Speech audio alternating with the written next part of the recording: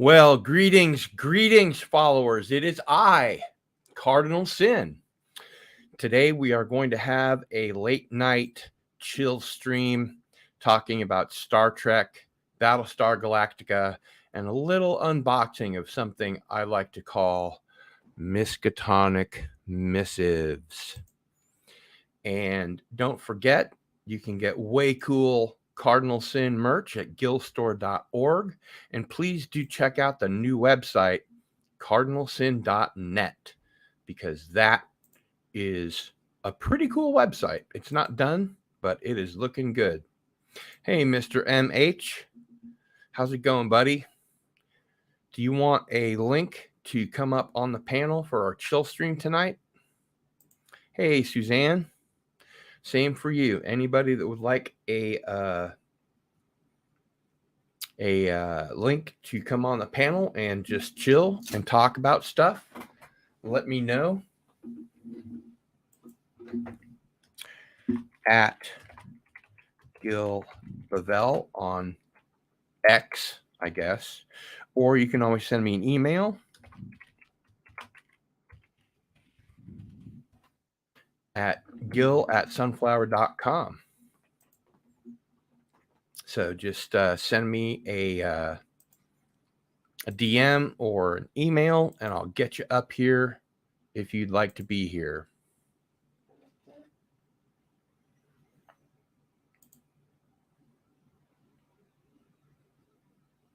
And Raquel Briggs says, have a great stream, Cardi. Thank you, Raquel. That is way cool. Way cool. And so probably a lot of people are wondering why I am up early or late, depending on how you look at it. And I just felt like doing a chill stream. So I am going to let people have a chance to roll in here and check out some messages real quick. And then we're going to have fun. This is all about having fun.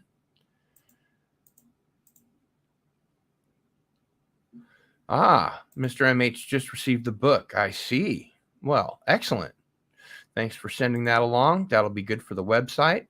I'll go ahead and download that to the proper directory.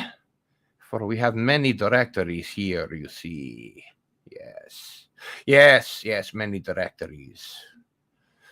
In fact, there's so many directories I lost my own way.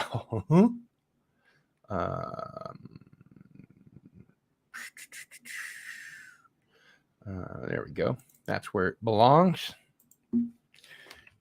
Mr. MH. All right. Glad to see you got that book. How is it? Have you stuck your nose into the middle of that book yet?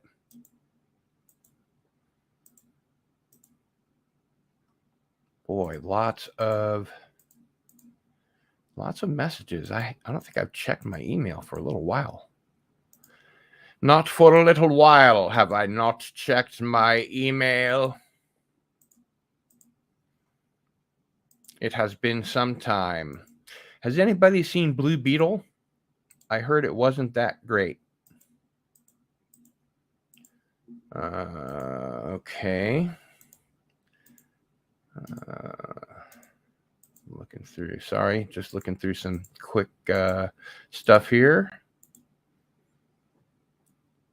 Yeah, got to 118 degrees here in Lawrence, Kansas, including humidity. So it's looking like we're going to get some of that triple degree heat certainly tomorrow, and I have plans to go out and leave the house tomorrow at 3 to 3:30. So not looking forward to that. And hey. All right. So let's see what's going on.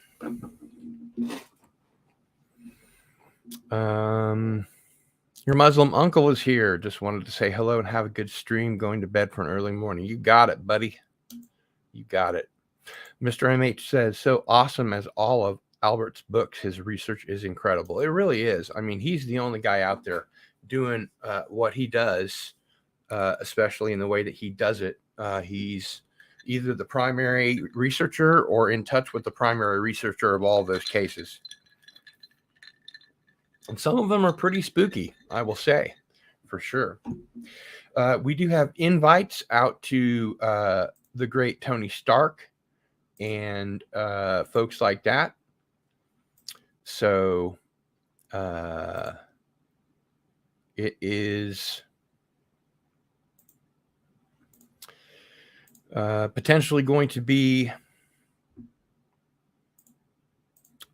good. I'm just doing a little house cleaning here. Never mind me. Like I said, it's a chill stream.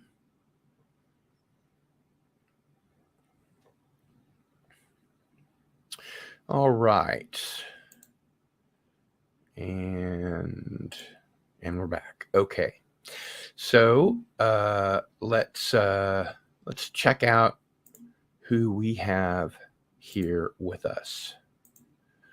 We've got Mr. MH and your Muslim uncle. Very good, very good. Very good, you see. And so what I wanted to talk about tonight, this evening, call it what you will, I have Star Trek: A Celebration, which is a big, thick, heavy book. And it's got all kinds of cool episode breakdowns and photos and all kinds of cool ship specs and things like that. And of course, Battlestar Galactica, the encyclopedia of Battlestar Galactica. And you'll see from here, we have all kinds of groovy stuff to look at there. But maybe, and most importantly, and the reason that this is an unboxing is I got my latest package from the H.P. Lovecraft Historical Society, the HPLHS. And inside are some goodies. So here I have the Miskatonic envelope. And we have postcards from a lot of Providence, Rhode Island postcards. This is another Providence, Rhode Island postcard.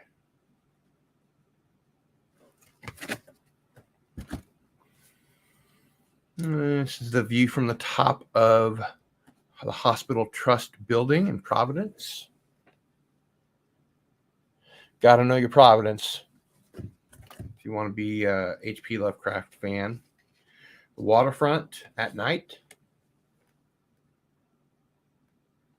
I really should have turned on my overhead lights for this. And this is the Florida River showing cypress trees and moss. Well, that's cool. Pretty dark. Pretty disturbing, I'd say. Pretty disturbing. And this is the old Absinthe House in New Orleans, or Nolans as they call it down there. Yes, I do always have the most cool stuff to unbox, don't I? Yes, I would agree. James Mason also agrees that I have the coolest things to unbox. So let's get right at it, shall we? Anyway, those are cool. All right. So we have 3 volumes here. And actually, I probably should turn on those above head lamps. Let me do so. Before I do, I just wanted to show folks that I have found my Doom cock ring, which is nice. And I'll be right back. Don't you move a muscle.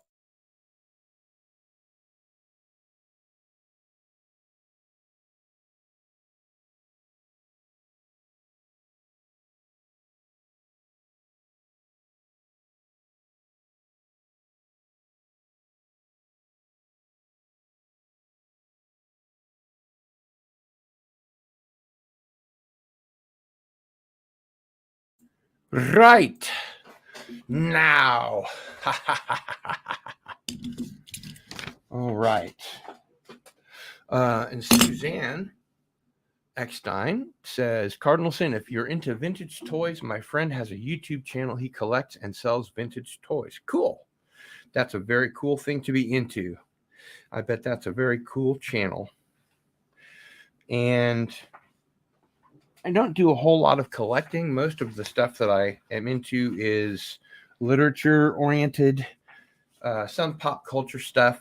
But these days, it's mostly a lot of writing and reading and that kind of thing. Although we do have Pop Culture Guardians, which we may have another show on soon. So we will try to get folks into that. And checking my notifications and stuff here. And it's probably too late for anybody to get involved unless Tony Stark comes back from work, because he works early.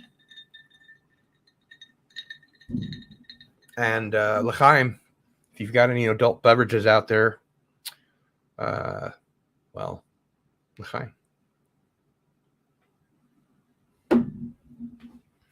All right, so we have these are letters from H.P. Lovecraft to different correspondents. If you ever check out the podcast Voluminous, you'll find the guys from the H.P. Lovecraft Historical Society reading correspondence between H.P. Lovecraft and his contemporaries, many of them writers, some of them fans, some of them beginning writers. I believe what he calls amateur journalists are called. And I haven't even opened this yet. I've been saving it for this stream, so you guys are really lucky. Yes, in fact, I am Jewish.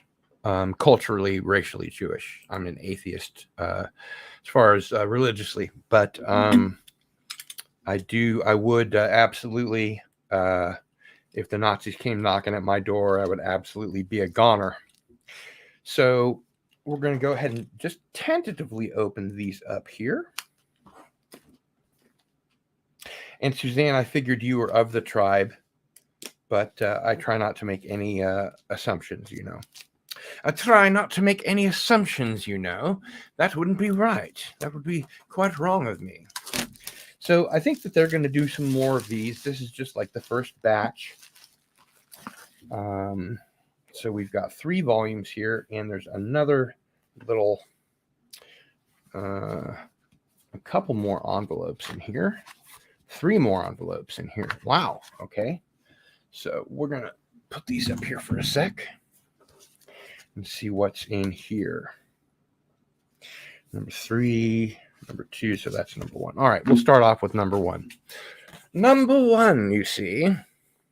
Yes, quite exciting. Wow. Okay, so you get yourself a sort of an icon of good old H.P. Lovecraft there. More postcards. College Street to Market Square in Providence, Rhode Island, which is where science fiction writer and friend of the show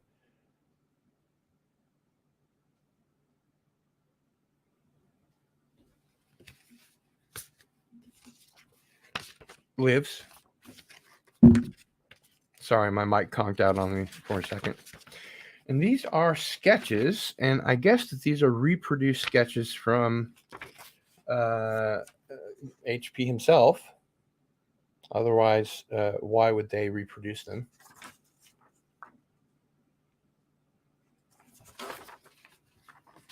So that's cool. And then we have the candy bar that made Ohio famous. The Ogilvy, Ohio Spud. That's almost like a Devo thing. That's cool. Yes, I did. In fact, good evening, William Shakespeare, but Spielberg. Yes. Just hanging back and listening. That's cool. And we'll see what is in volume number 2, envelope number 2.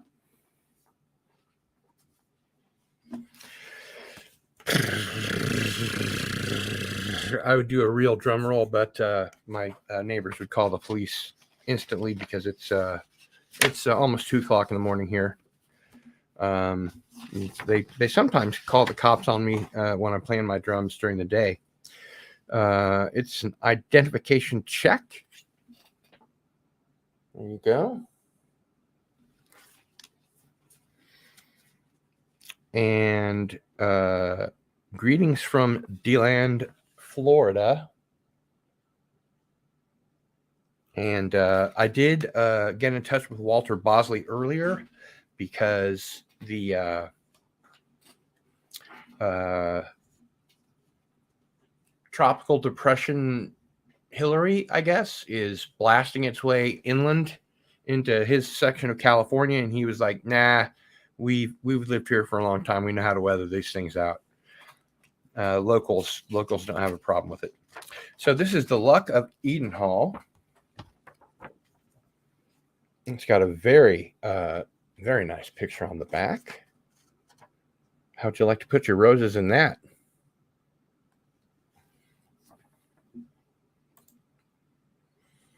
Yeah, it was, but it's gone now. So, well, then you should pick up the drums. And James Caserta, if you would like to join me on the chill stream, just go ahead and send me a DM or an email, and you can do so. And I think I have one here somewhere that I put into the chat. Yeah, of course you. Why not?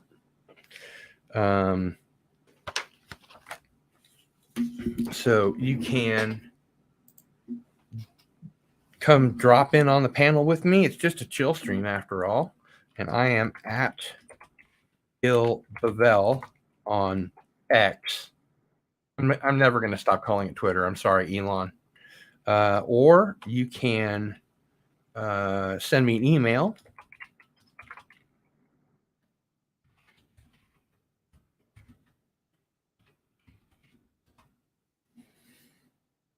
I'm at Gil Bavel, or you can send me an email at gil@sunflower.com. Yeah, great place to learn the drums, as opposed to a condo in New York. Yes. So I'm going to go ahead and read off of The Luck of Edenhall for you.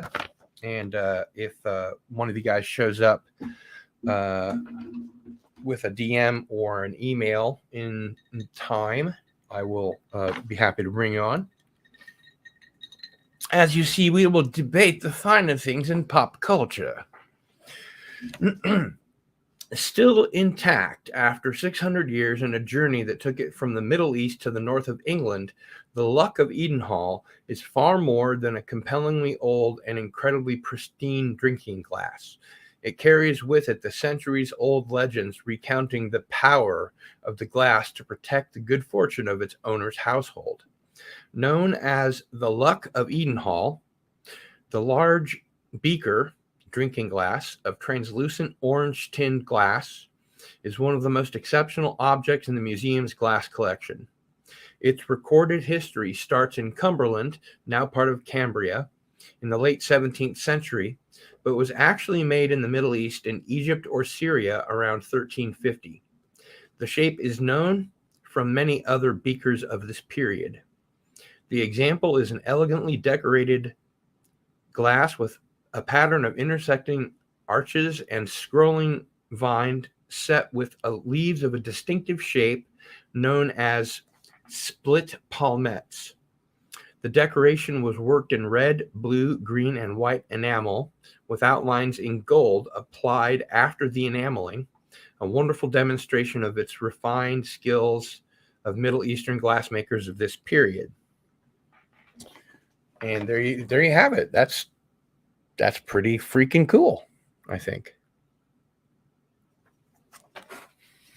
And then we have the Arthur Lane Agency Insurance, Real Estate, and Safety Bonds. And it looks like this is the Nook Cafe and a little map of Florida, it looks like. They really do great work at the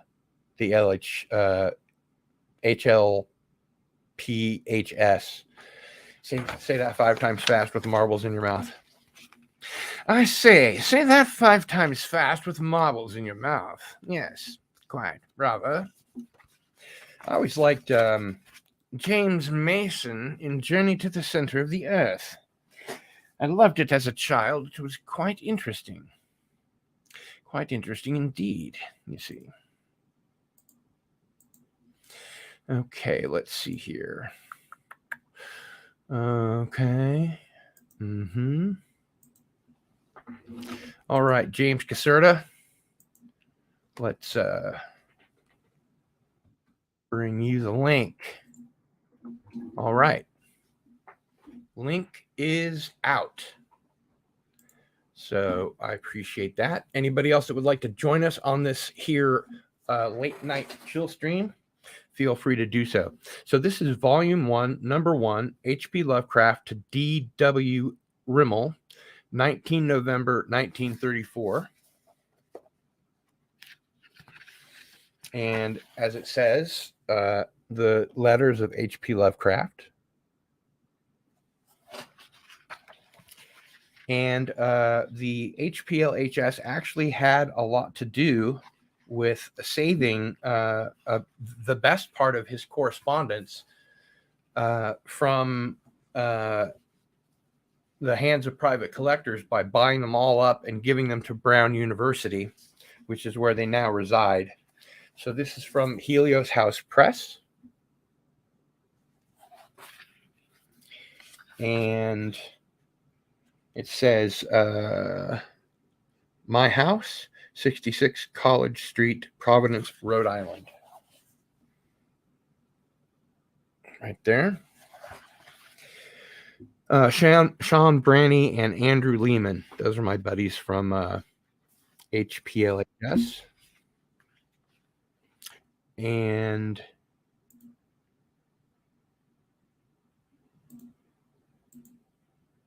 says device is not connected. Oh, there he is. Hello, Mr. Caserta.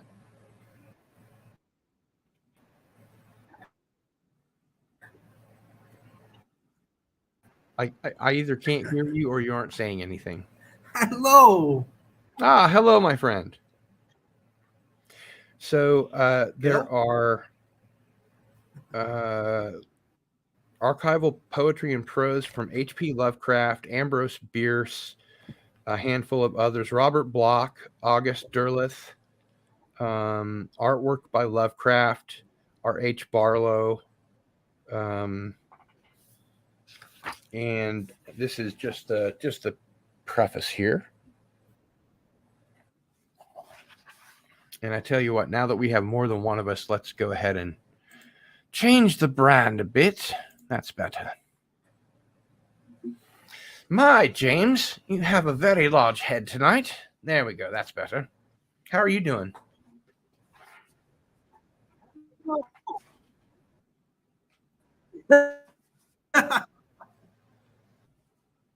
Hello, Gil.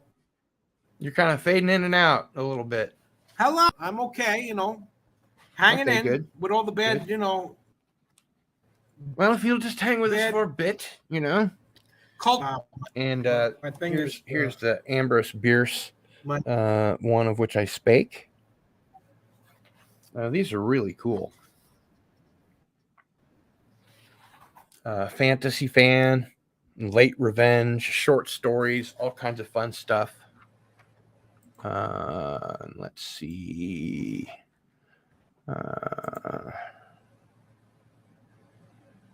Yeah. Always stick with equity if you can.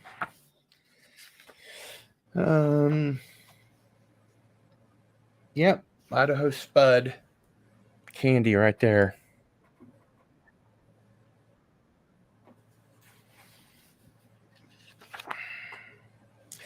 Contemporary Notes on the New England Dialect, the Linguistic Atlas of New England by Hans Kuraff, 1934. The voice of Cincinnati goes round the world. Well, isn't that special? And William Shakespeare says, Hail, James Caserta. Heard your name a million times. Good to see you in the flesh. Yes, always good to see you in the flesh, my friend. Did we get to the third one? I don't remember. No, we didn't. Ooh, this could be even cooler. All right. So here we have a reproduction of the San Francisco Examiner from April 30th, 1932.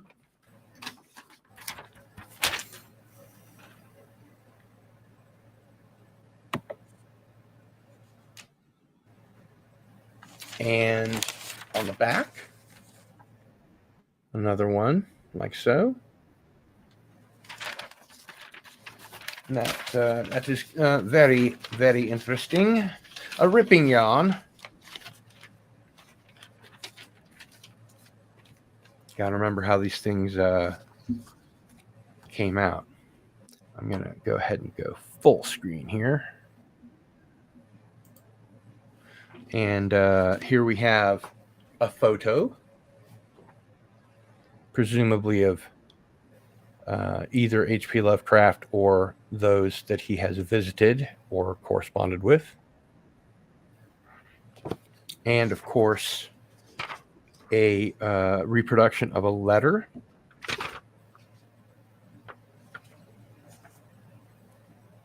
And the H.P. Lovecraft Historical Society also makes props for the Call of Cthulhu role-playing game. And that's pretty cool. Pretty cool. James Caserta, we cannot see your smiling face.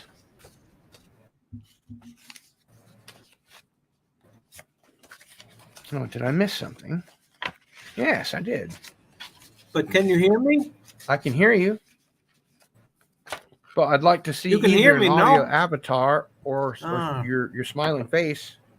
This is Moonlight on the Mississippi River, New Orleans. There you are. That's cool.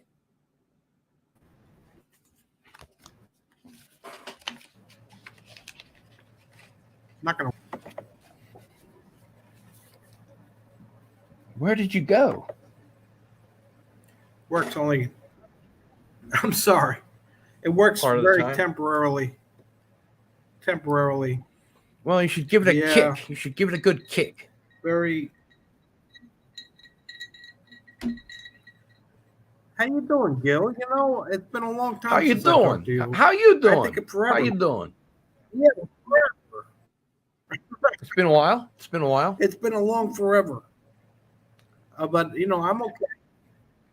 Yeah, it's only 2:30 Hey, in the I'm morning. okay. You're okay. You know what I'm saying? No, it's 3:03. Yeah, Street you're 303. okay. I'm still here. That's I not was gonna that's give not far up. from room 101. Right. So this is volume 1, number 2. Also to R.H. Barlow. Man, these are really nice. I spent like $140 on these. Some underlined stuff. Lots of it looks like editing. And one thing, I don't know if you knew this, James, but H.P. Lovecraft actually wrote more correspondence than he did fiction. Did you know that? No, I didn't know that. Yeah, that's great. That's why the Monster God of Mamorth by Edmund Hamilton. He had a lot of contemporaries. An excerpt from Wandering in Roman Britain by Arthur Weigall, 1926. Oh, lots of cool stuff in here. It shows a picture of the Luck of Edenhall, which we were just talking about earlier.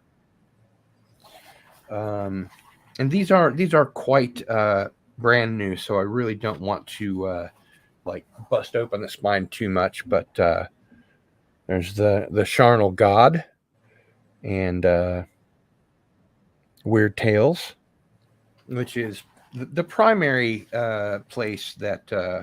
I am not the intellect. What's that? I said I'm not the intellect you are. I wouldn't say I'm an intellect. I say though. I say so. Well, if you say so, why wouldn't you say so? Well, it's sort of a long, involved. Don't be modest. Story.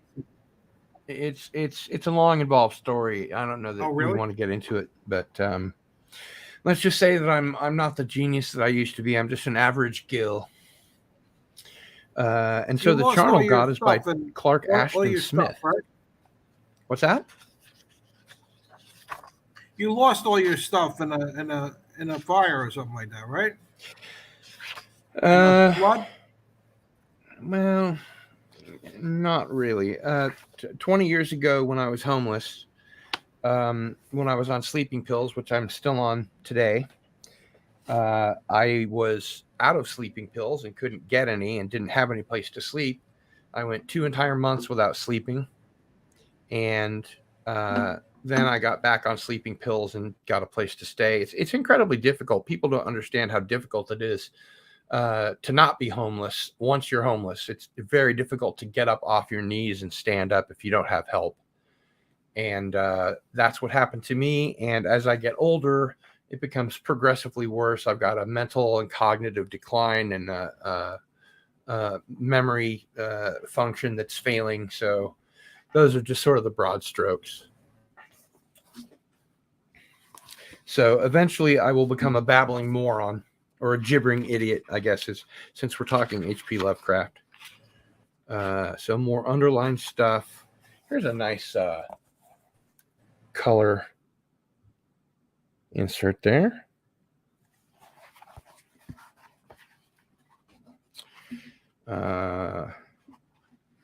Looks like James has pieced out momentarily.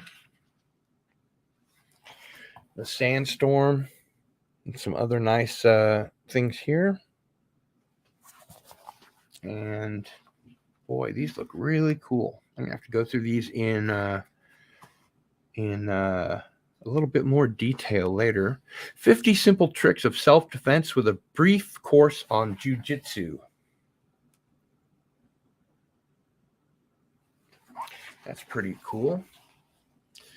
Canadian Spider-Man. Hey, join me up here, buddy. Would you? Would you?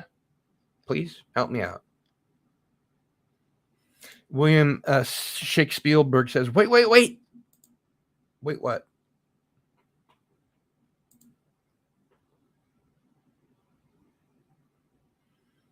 Yeah, no, you can talk about other countries' politics here. That's fine.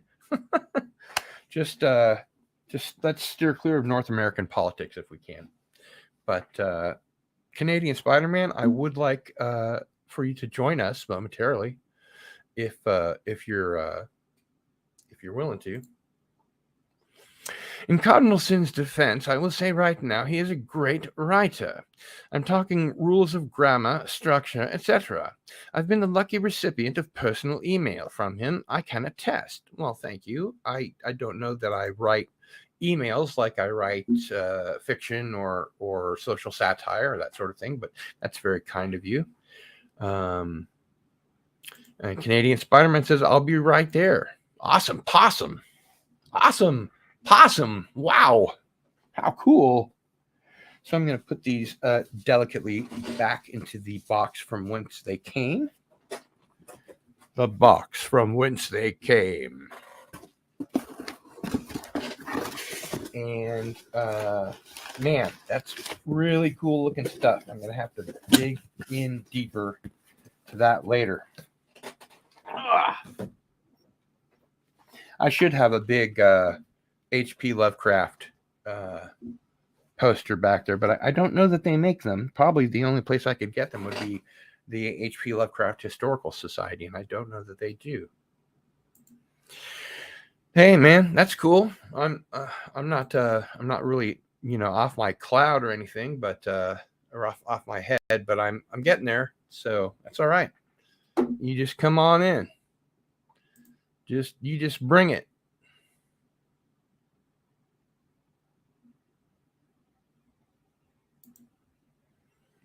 Any old time. All right.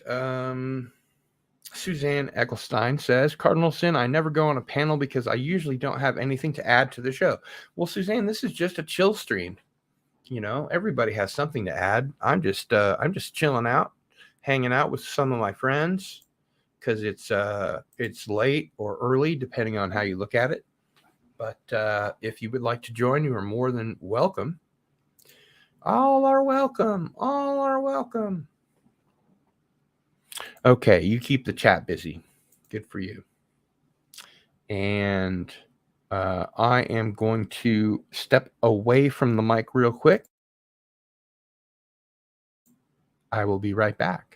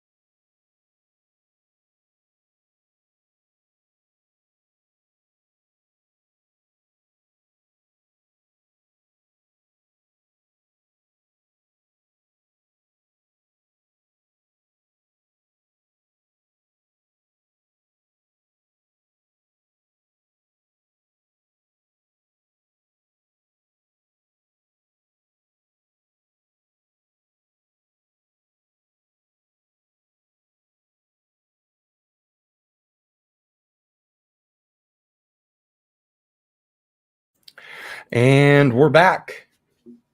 We're back. Sorry, I had to recycle a little beer.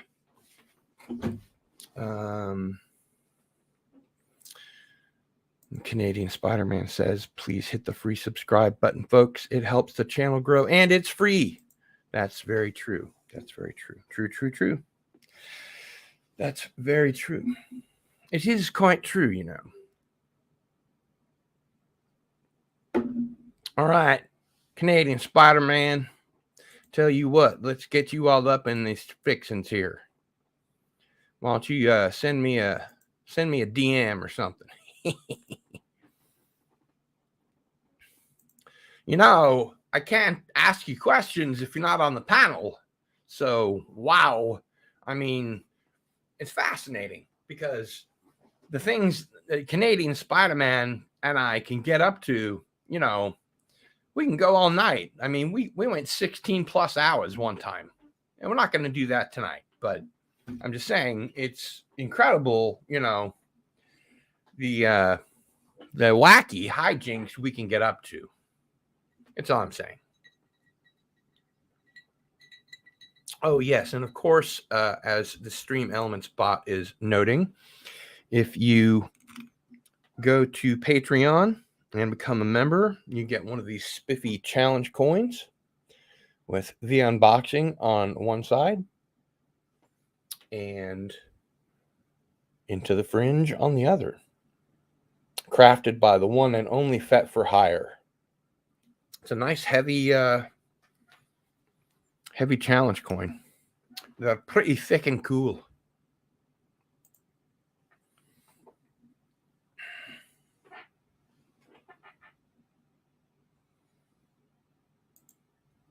I'm in the middle of ordering a lightsaber. 2 minutes, please.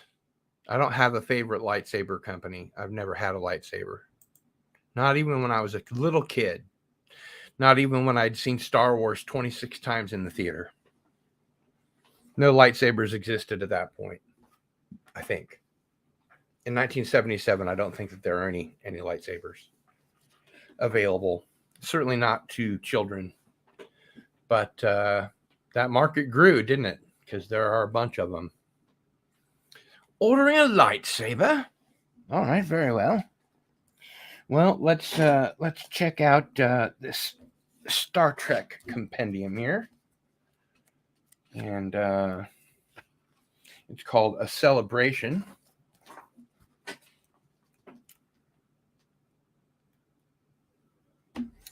Magic, it's a wagon train to the stars, which we all know, of course. It's a beautiful shot of the original Enterprise. And here we have photos of Spock with his Vulcan lute, LUTE, and a shuttlecraft.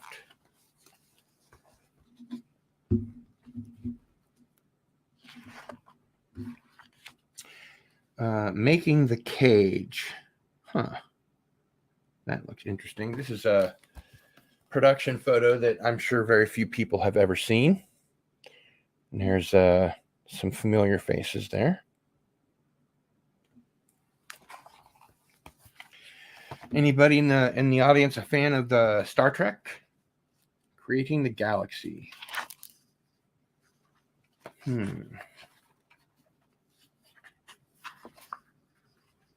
Captain Pike.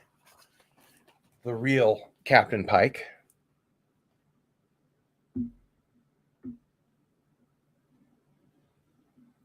What a handsome guy Jeffrey Hunter was.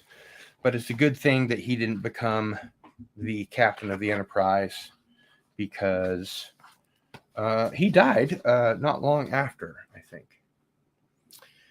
William Shakespeare says, early on, the first official Star Wars lightsaber made was essentially a flashlight with a blow-up soft rubber saber that attached. I had one circa 1979. It was fun, and it didn't hurt to get hit with it. Well, that's cool. I think it's a Vulcan lute. I believe it's a lute. Somebody look that up, please. And James, you're welcome to come on back if you ever want to try again. I told that devil, you son of a bitch, I'm the best that's ever been. A lot of people haven't heard my Christopher Walken in a dramatic reading of The Devil Went Down to Georgia by the Charlie Daniels Band. And so we're still on the cage, which technically is incorrect. And now we get to boldly go. And here we have, this is real Star Trek. Right here. We got some real Star Trek right here. And I believe Star Trek was the first series that used, that block of light that they put on people's eyes to make the eyes pop out. I believe it was the first show to do that. Several others followed, but I'd never seen it before Star Trek in shows of that era. Wow, they really have a lot of information in this Star Trek A Celebration book. Very cool.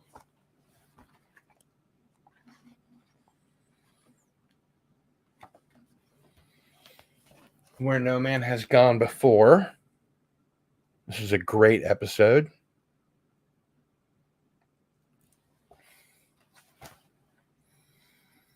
The pilot.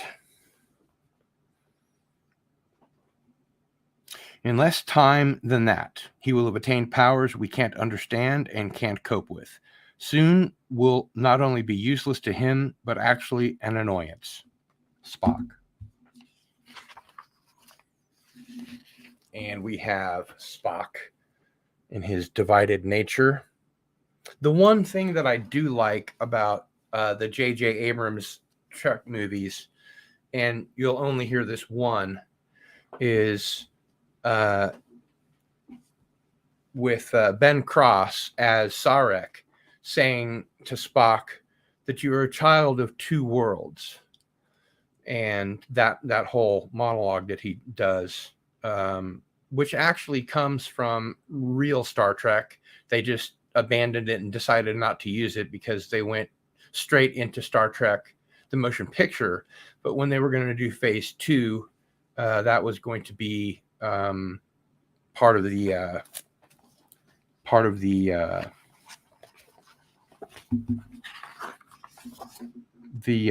lore. And another thing that I've always had difficulty with, we see Spock playing 3D chess here. I believe it's in the opening part that in the I guess it must be the menagerie. In the beginning of the show, Captain Kirk beats Spock at 3D chess, and Spock sort of raises an eyebrow, and that's about it. And then later, in a different episode, he mentions that the best that I should be able to get from the computer is a draw. And so that means that Kirk is smarter and better at chess than the main ship computer, which doesn't make any sense. I guess, except for the human condition, the human element, something like that.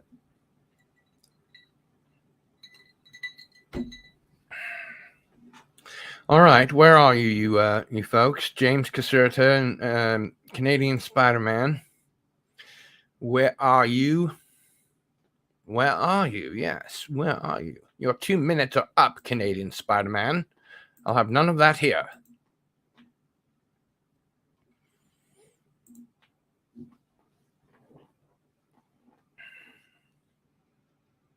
Wonky internet. It happens a lot, but I've noticed it mostly happens during the daytime hours, wherever you happen to be, that the internet gets really wonky because people are on the same line or the same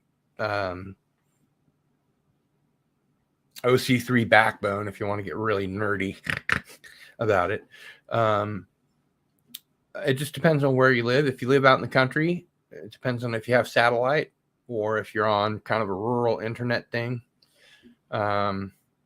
But with these temperatures that we're experiencing all across the country, and the storms in Florida and California, it's lucky any of us have power or internet at all. Actually, a friend of mine that lives kind of in the city limits said that his power went out and it was like getting really hot. And so he went over to a friend's house because I was still asleep when he asked if he could come over here. Mr. M.H., can I ask you a question? Is it true, as claimed by Calvin Parker, that he punched that female alien in the face, calling her that bitch? That's what he said. That's what he said, Mr. M.H.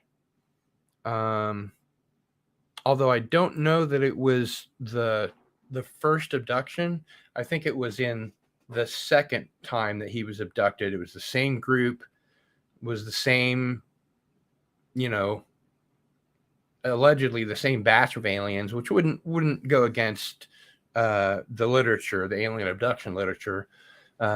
Human beings often that are abductees find themselves with familiar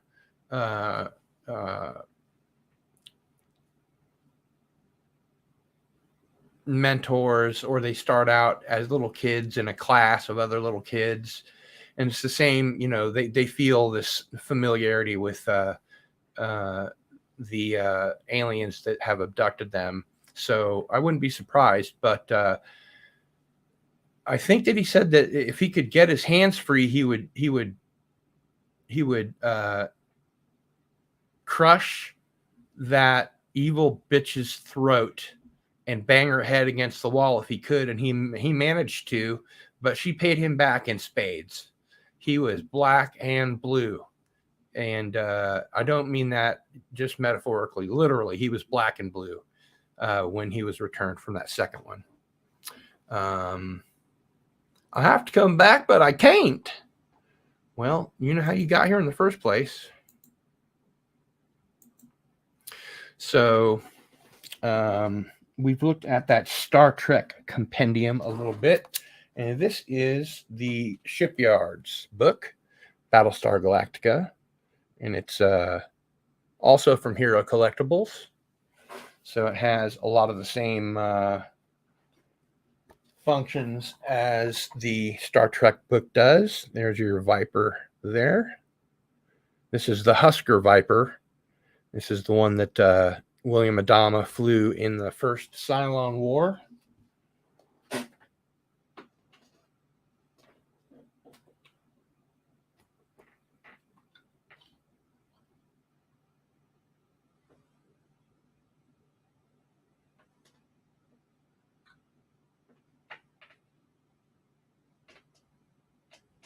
Let's see whose this is.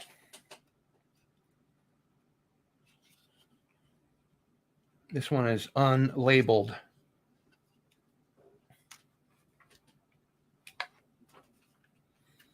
Okay, this is Starbuck. So this is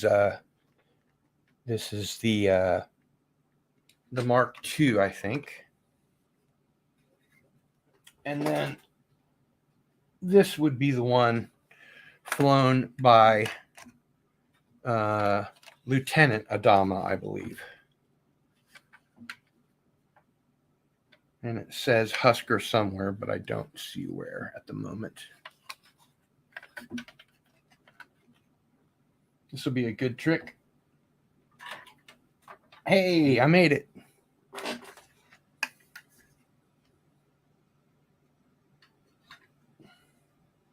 Wow, they're not all falling down all over everything.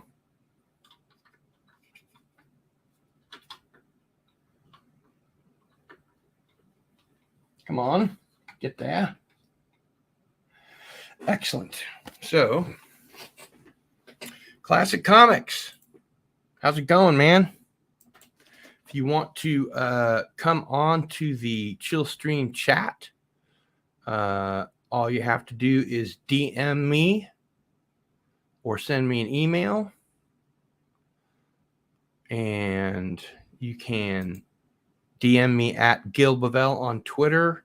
I am not going to call it X. Or send me an email at gil@sunflower.com, and I will reply with the link for you to join me. So I need some help up here. I can't do this all up myself. Yes, I can do that for sure.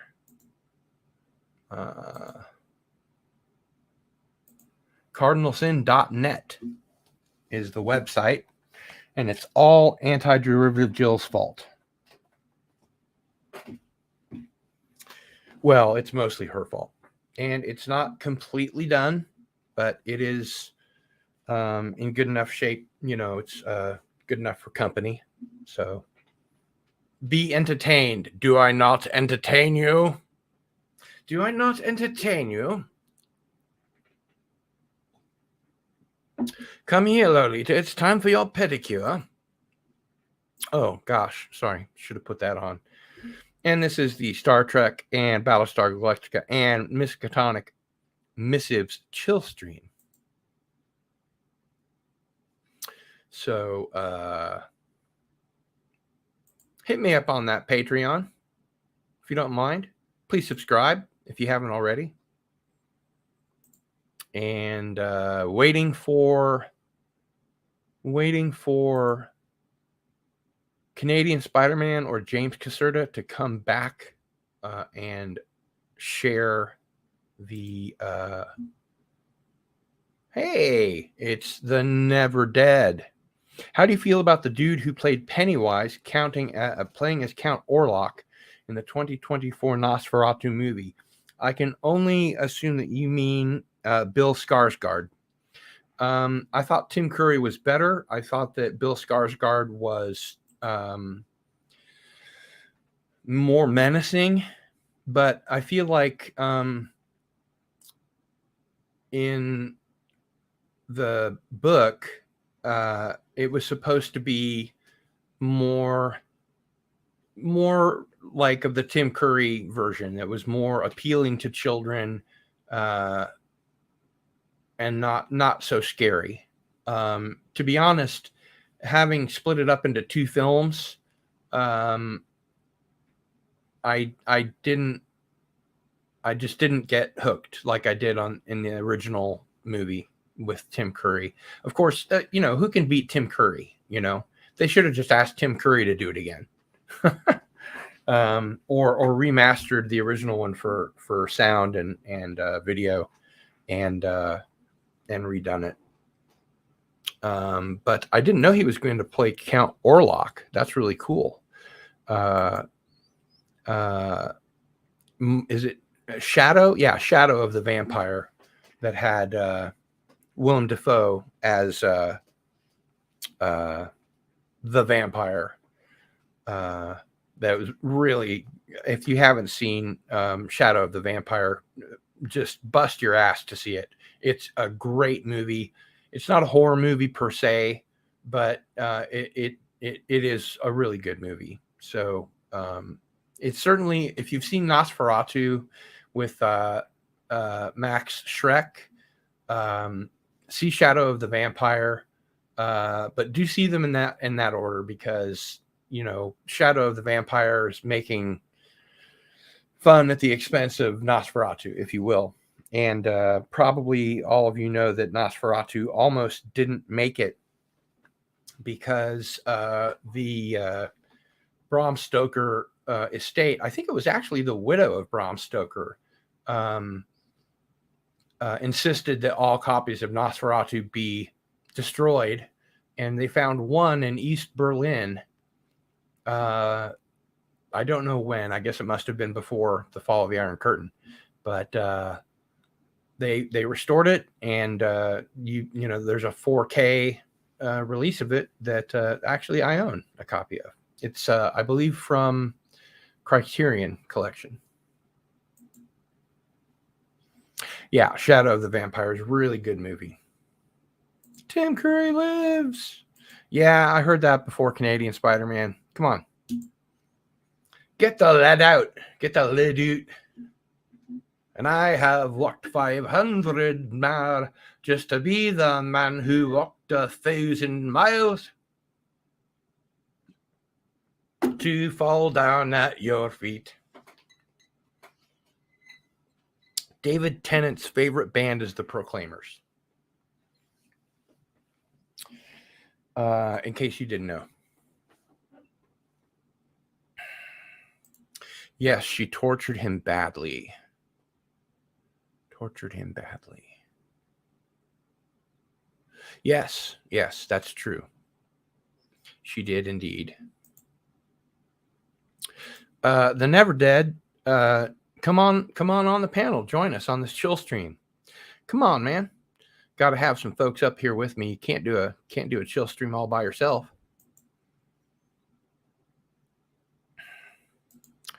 The Never Dead says the last voyage of the Demeter feels more like a Nosferatu movie than a Bram Stoker version. I heard that it was just filled with racist stuff because the doctor is black. And I feel like there's no need for that. Just, make him black and don't make any, bones about it. In England, they didn't have the history of slavery that we have here. Not to say that they didn't have slaves, but not to the degree that the United States did. And certainly by that time, it wouldn't have been a big deal because actually Indians came over from the United States to England, and I'm sure there was some prejudice.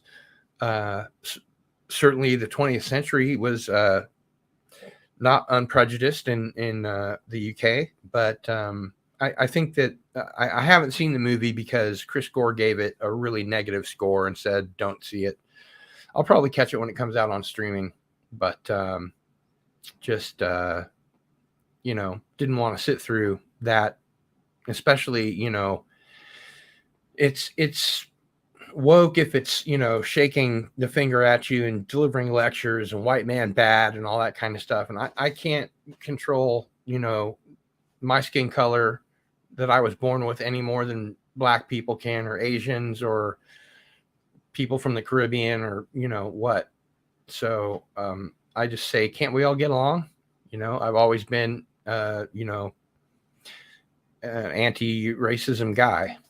I just think that we should all recognize that we're part of the same human race and not deal with race as something that divides us, but something that unites us. We're all part of the human race.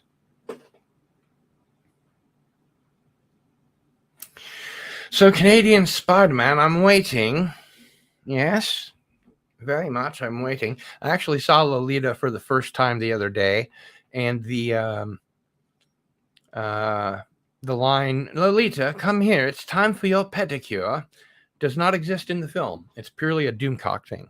So I learned how to do my James Mason from Doomcock, but I am a big James Mason fan. I do like James Mason.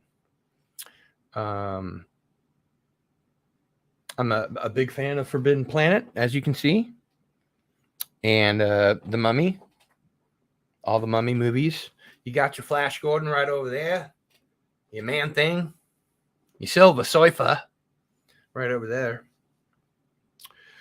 If they wanted to be historically accurate at that time, Dr. Clemens would have been treated the same as a shipmate. Exactly. And ladies and gentlemen, please welcome with me Canadian Spider-Man. Hello. How you doing? Hi. Nice shirt. Yeah, good. Ooh, you like this? Can you hear me? Masters of the genre. Looking good, my friend. How's the audio? Oh, you sound great. Crystal clear. Yeah. 5x5. Do you mind if I turn around? No, go ahead. Go ahead. And that's the channel that you're watching now, ladies and gentlemen. Yeah. Sorry, it took me a while. Sorry, I couldn't come right away. I'm making marijuana butter. Oh, butter cool! In the You're gonna make your own brownies? I haven't decided yet. It's the first time I've tried it. When I was married, my wife and I made marijuana brownies, and we I think we used an ounce of really, I guess what they'd call Kush, and are you supposed to put marijuana in here? Yeah, and we used a kind of a crock pot thing like that, and we put in butter and just sort of let it do its low boil thing for several hours. The whole house smelled of pot, and then you take awesome. all of the the plant material and squeeze it with a cheesecloth out of make sure you get all the butter out of it, and then throw that away, and then you make the brownies with the butter that has all the THC in it. And that's the plan. But I just have a stainless steel sieve. Yeah, you want a cheesecloth. You want a cheesecloth. Well, it's a very thin cloth. It's after midnight. I don't have cheesecloth. I have a strainer. Yeah, you should wait until tomorrow and get some cheesecloth. I have a T-shirt. No, you can use a T-shirt. Probably want to use a new one. Yeah, that's washed. But cheesecloth. Cheesecloth really is important. If you use a sieve, you're gonna be really counterproductive. I would tell you just to wait until tomorrow and go out and get a cheesecloth. Once you've done the cooking, it'll just absorb more. Let it cook and do its thing, and then turn it off. And tomorrow get a cheesecloth and then warm it back up, and you'll get a lot more out of it. Where does one buy a cheesecloth? Any kitchen store, a Target, Walmart. Anything. I'm in Canada and I've lived in America, and let me tell you, you guys have everything at your fingertips. It's not like that up here. Well, but you do have Amazon. That is true. So, and 2 hours away, we do have a pretty big metropolitan area. Although right now it's on fire. Yeah, I know, right? Although if you listen to the news, it's like the whole city's on fire. It's not. Really. Well, it's like 10 we've got fires to the north of us. We've got wildfires in California. We've got a tropical depression in California. So hopefully those two will negate each other. Yes, The Never Dead says Angus chuck in a crock pot with chorizo seasoning, onions, red and orange bell peppers, tomatoes, and hot sauce. Let that cook for a day and a half. That sounds delicious. Oh my goodness. Leave that up there for a second. With lime juice as well. Angus chuck in a crock pot with chorizo seasoning. Oh, I didn't know you could buy chorizo. Well, of course you can. Yeah. I don't know if you can in Canada, but you can even get vegan chorizo. All right. A day and a half. Am I reading that correctly? Yep. Whoa. Yeah. If you have a crock pot, there's a lot of great chili recipes you can make. And of course, include lime juice. Rose's lime juice is preferable. Well, that's a given. Radioactive is in the house. Now Hey, I'm going to repeat my my assertion that we would really like to have Radioactive up on the panel here on our chill stream. Absolutely. So if you would please send me a DM. I'm looking for it. I should really have a banner with this on here. So I'm at Gil Bavel on Twitter, or you can send me an email at gil@sunflower.com, and we will bring it up on the panel because it's a chill stream. Anybody that's in the audience that would like to come up and join us, hey, look what Canadian Spider-Man has. I caught you just as you were... he's part of the Battlestar Galactica family. Showing your Viper. And I thought I would show you my Viper. Is that what the kids call it these days? I knew there was a joke in there somewhere. Look how long the nozzle is. I know. It's just cool. That's what she said. And it is. And you know what I like about... Susan, Canadian Spider-Man, Susan X9 says, "Oh, I knew I was going to enjoy this channel, fellow 420 crew." Mm-hmm. Yep. No, allegedly. It's legal here. Allegedly. It's legal here. So I don't know if you can see this, Cardinalson, but should I make you big? Not yet. Well, okay, go ahead. Too late. But this has battle damage. Yeah, mine does too. It actually has battle damage. So does mine. Which really makes it cool. Yeah. And I just like And you've got the Mark 1, am I correct? I've got the this Mark is 2. Mark 2. Oh, okay. This has got battle damage. See, I've got LED white light here. You've probably got more. Well, I don't. Yeah, I know. I'm jealous. That is cool. I think they're the same size, are they not? I believe they are. About 12 inches, if you want to go American. Mm-hmm. Yep. If you want to go units that no one can really multiply by. Yeah, I don't know why we're still using Imperial. I They taught us metrics in grade school, and I was at the top of my class, and then they just never used it again. And I'm like, well, that was dumb. Yeah, I mean, I grew up with Imperial, but they taught us metrics in grade school, so I was ready to go, and I thought everybody was going to shift to metrics, and then it didn't happen. And now people are all kilometers and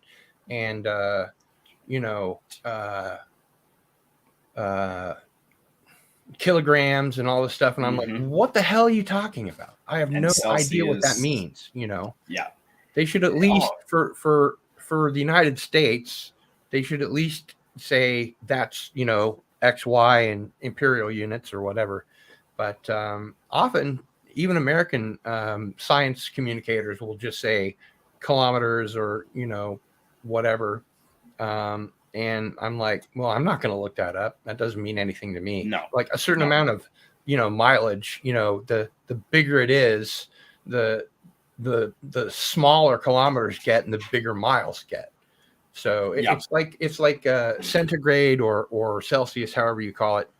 I never know, when it says it's 40 degrees centigrade, I never know if that means that's really hot or if that's really cold or if that's just fine.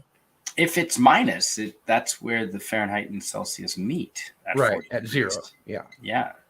At 40. Yeah. But see, I can't do the conversion in my aging, addling brain. Well, you really don't need to if you come here, because we are so closely tied to America. We understand imperial as well, and we still talk about our height. I know I'm 5'6". I have no idea how many centimeters that is. That's why you look exactly like Spider-Man when you're in that suit. It's like 160 centimeters or 170 centimeters, something like that. Yeah. And pool temperature.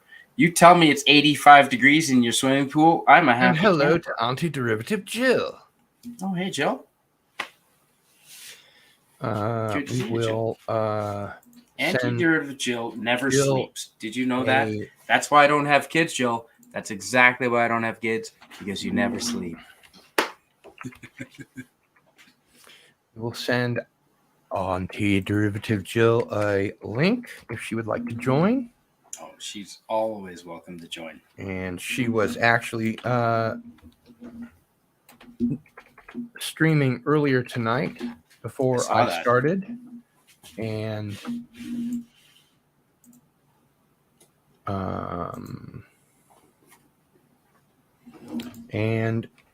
there we go. There's one for William Shakespeare as well. For as long as either of you would like to join us, you have your invitations. And Radioactive, will you be joining us on the stream tonight? That would be a lot of fun. The Never Dead says, I bought the Micro Galaxy at and Snowspeeder last month. My wife got mad because I spent over $98 for them together. Well, that's not bad. That's pretty good. That's okay. Lemon Pie says, hi, Canadian Spider-Man. Hey, Lemon Pie. Lemon Pie's everywhere. Lemon Pie's another one that doesn't sleep. Well, I'll tell you what. All the time. I'll sleep when I'm one dead. Of us. I'll sleep when I'm dead. Exactly. That's pretty much how I feel about it. That is and exactly people that go to school and have jobs and stuff like that, and are like productive, whatever. Yeah. Losers. Yeah, I work from home. I'm a writer. If I'm not writing, I'm live streaming or coming up with ideas for live streams. You know, like I write this was stuff, just but no off one the wants to pay money off for the it. cuff. That's the thing. Yeah, well, you know what? I would pay money to get a music CD of yours. Well, you don't have to pay money. Well, I'll just I'm not into that. I'm flattered, but no, thank you.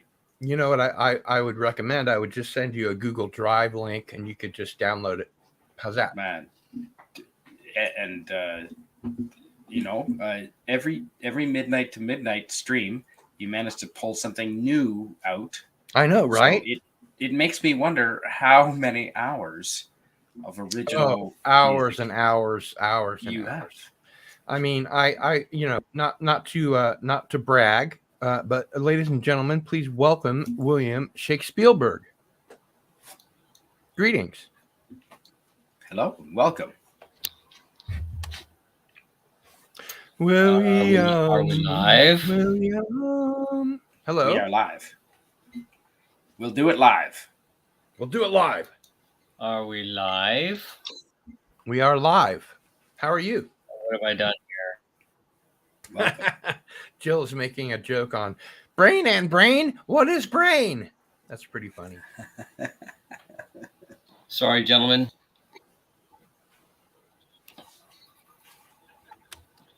Don't be sorry. I'm glad you're here. We're quite glad you're here, aren't we, Canadian Spider-Man? Absolutely. Thanks for joining us. What's up with your bad self tonight, William?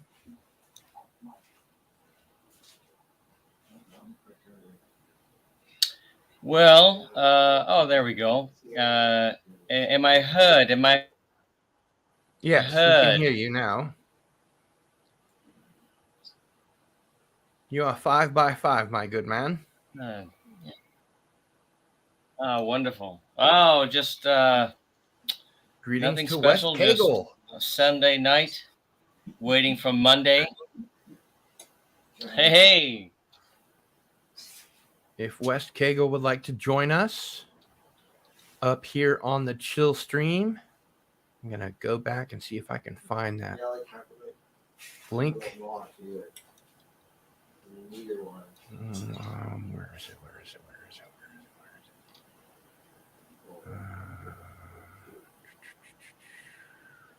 I should just type it in again. I'm just going to type it in again. Anyway, I'm sorry. Go ahead. William, as you were. Oh, sorry, gentlemen. I seem to be having a little bit of technical difficulties here. I can hear you loud and clear, man. Yep, we can hear you. Okay, wonderful. Okay. Yeah. Oh, yes, and I can hear you now. I think I just had to shut down a few browser tabs and other garbage. Mm-hmm. Sucking the life out of help. this PC here. Yep, How are you gentlemen doing? Porno will do that. Oh, we're doing quite well. Okay, thank you. Thank you very much. Oh, fantastic. Except for all the smoke. Nonsense. You just have to jump in. That's, you know, it's what I was trying to tell somebody the other day about streaming. It just doesn't work if you try to work yourself up to it and become the best that you can be. You just be yourself. You know, it's just like going on stage, being a public speaker, or being in a band and performing in front of hundreds or thousands of people. Like anything else, you have to just jump in and don't worry about getting your feet wet. You know, it's that's right. Don't worry about splashing, you know, somebody or whatever. Just come on. It'll be fine. It'll be fine.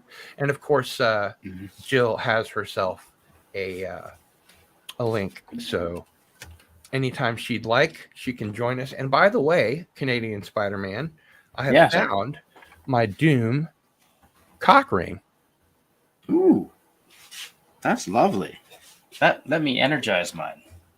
Energize Doom cock ring. Yeah, with the black light. Makes me I forgot about that.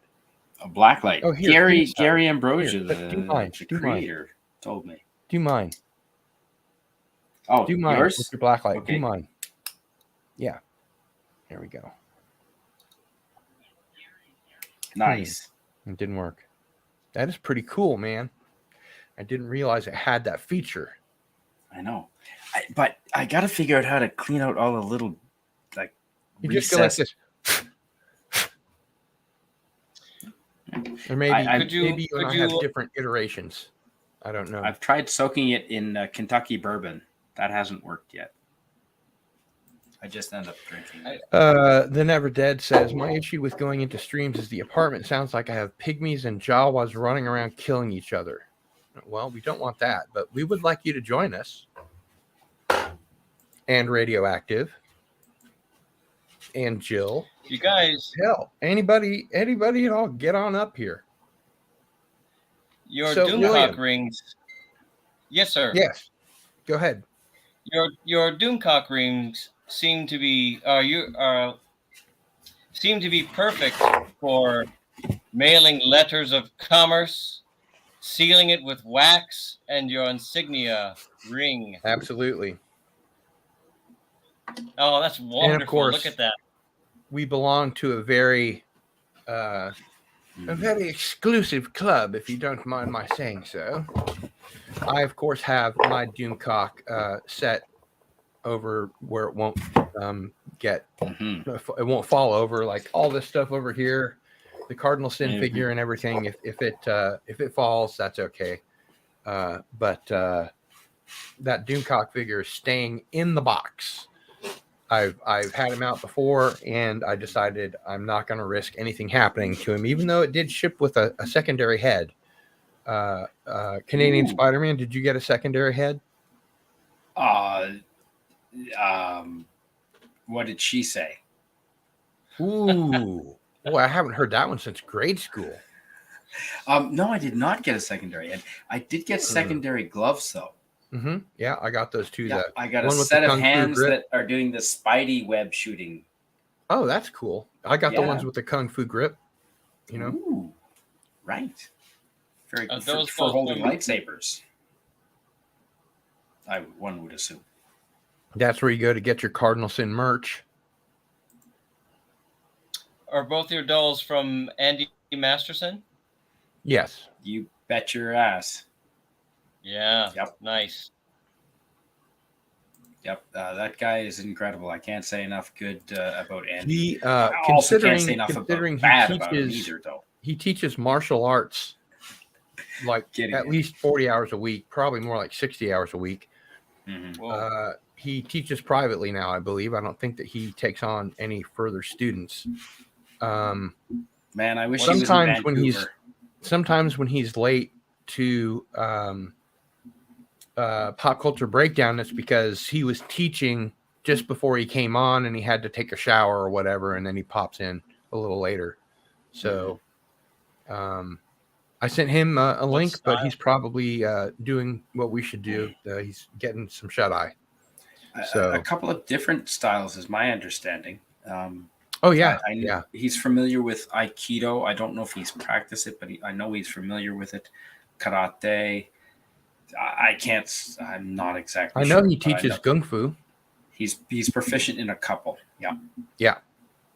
I'd love to learn from him. If only he was in only he was in the Yukon. Yeah. Or British Columbia. I studied Aikido for a couple of years, but wait a minute, you don't live in the Yukon? Expand. No, I worked up there. When we were first streaming together, I was working up there, but I've always lived in BC. All right. Yeah, that was strictly for work. And after the pandemic, I don't really feel like being in such an isolated place anymore. I kind of want to stick around in British Columbia. There's there's a lot of things here. British Columbia is beautiful. Oh, I can believe it. And I'm still out in the countryside, still way out in the countryside. So it's kind of like the Yukon, except there's bigger trees.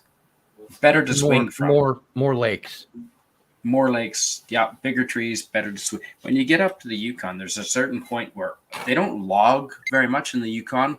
little known fact, there's not a lot of logging activity in the Yukon because all the trees are like pecker poles, if you'll excuse my French. Well, it's pretty close to the tree line up there, isn't it? Parts of it are, yeah, absolutely. Yeah. So there's just no value in it. I mean, they might do it on a limited scale, but you don't get stuck behind logging trucks. One good thing about driving the Yukon highways, unlike British Columbia, you do not get stuck uphill doing 40 kilometers an hour behind a damn logging truck or a chip truck. And by the way, if you would like to have a cool shirt like Canadian Spider-Man does, you can just go to gillstore.org and pick yourself up a really delicious piece of Cardinal Sin merch. That's a sweet tea. Just thought I'd throw that in. YouTube.com/Cardinal Sin. That's where you are right now. Oh, very nice. It's a very nice. If you don't know that, very you're nice. I like that photo on the shirt there. Yeah, that's absolutely. Thanks to Douglas Nelson. Would that be you, Cardinal Sin? Yes, that would be me, as yes. As made by Douglas Nelson, or Mr. Nelson, as he's known on YouTube. Oh, okay. You can find him on almost every pop culture breakdown. Oh, yeah. Hey, Joe's Atmosphere is here. All right. Well, if you would like to join us on tonight's chill stream up on the panel, just send me a DM at Gil Bavell or an email to gil@sunflower.com, and I'll reply with the invitation link. We're going to need more. We would love to have you up here. And Radioactive, I'm still looking for your email.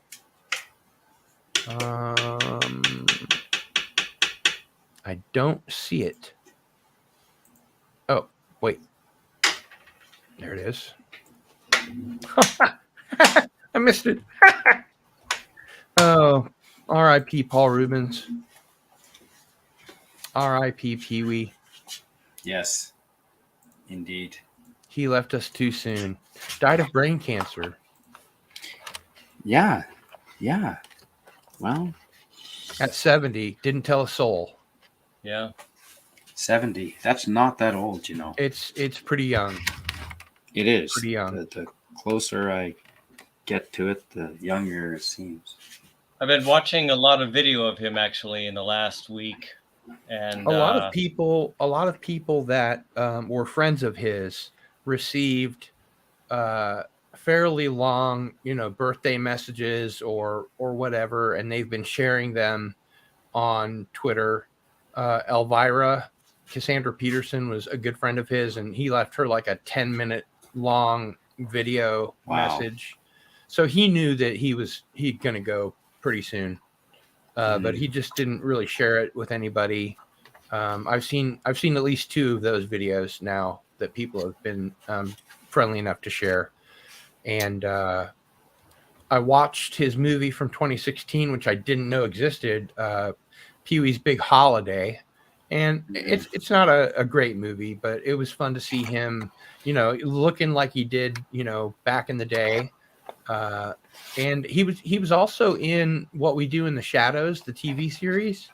Yeah. Was he? I didn't know that. Swinton. Yeah. I haven't seen the whole thing. I've seen a few episodes. I really liked it. Oh man, it's so freaking funny. It is hilarious. Fantastic. I love it. Luke, I love the movie. I love the show. Now, see, that's the kind of area where Taika Waititi humor is really good. Not so much in a Thor movie, but right. What We Do in the Shadows, he has the perfect facetiousness for that kind of thing. Mark Hamill makes an appearance as an elder vampire in what, season 3 of that? He does? I believe he does. Really? Correct me if I I'm did not wrong. know that. I think I'm only through season 1. I just, there's you gotta, you gotta put it on the schedule of everything to get through. There's so much to watch these days. But I believe I he know. came in season 3, if not season 2. Yeah. I'll have to check Conan that out. also. Yeah. Let me know if I'm wrong about that. I'm pretty sure I'm correct about that. It may have only been a 1-episode thing, but nonetheless, it would be fantastic. Conan also left us a great video. I just saw it a few days ago, and he too said that Pee-wee was very good friends with Pee-wee, and He was. and they go back. They go back a long time. Yeah, and he saw him just last Christmas, and he spoke about how every birthday that Conan had, he said Pee-wee treated a lot of his friends this way, but Conan especially, he would just says his email box was flooded every birthday with Pee-wee's memes and gestures and just all kinds of funny crap. And I just thought, oh my God, what a blessed guy. You know, it's just it's so criminal that we would lose. He was really big on birthdays and Christmas messages. Yeah, right. Yeah, he spoke about their he came to Conan's house for Christmas, and the present he brought him, and how that all went down. It's great. So worth finding out there. It's only posted I think in the last couple of weeks he posted that video. Yeah. No, it sounded like he was a good friend to have, and I'm just as a fan, I'm so sort of just blown away by the fact that he hid it from everybody for so long.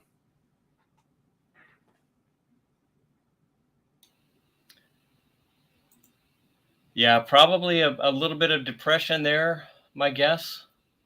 Just not wanting to face such reality.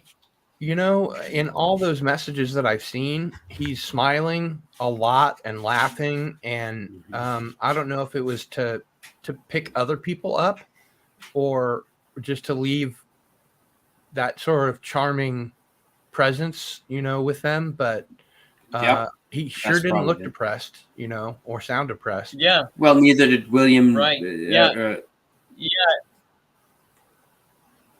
Robin Williams. Oh, go ahead. Robin Williams. Yeah. I wouldn't have suspected. Been depressed, but what the hell do I know? Exactly. Right, and he did.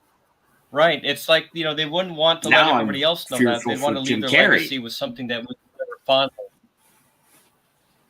Oh boy, did you hear something? Is there something going on with No. I don't want to start any rumors. He's just another example of someone who really puts himself out there, like a Robin Williams, like a Paul Rubens. That's really gregarious. Is that the right word? And very their life seems to be dedicated to entertaining, and Jim Carrey has pretty much admitted that that's what he lives for, and but I'm hopeful that he took a few years off, and he's maybe not in the same boat. Maybe he's come to grips with it. By the way, Joe's Atmosphere, you have a link.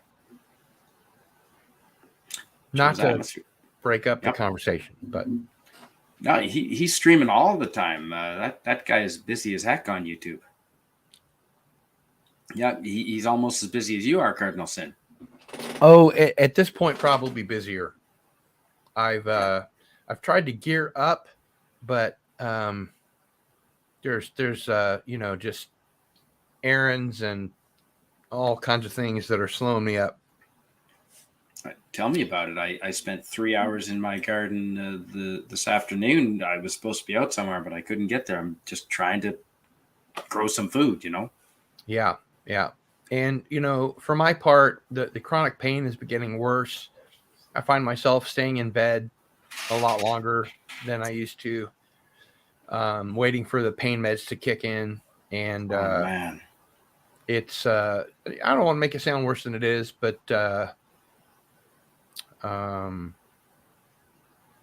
not going to get any better. So I just kind of have to not with that attitude. I kind of have to stream while I'm capable. Well, I mean, it literally isn't. I mean, I have a degenerative chronic pain disease. Mm-hmm. I've got a degenerative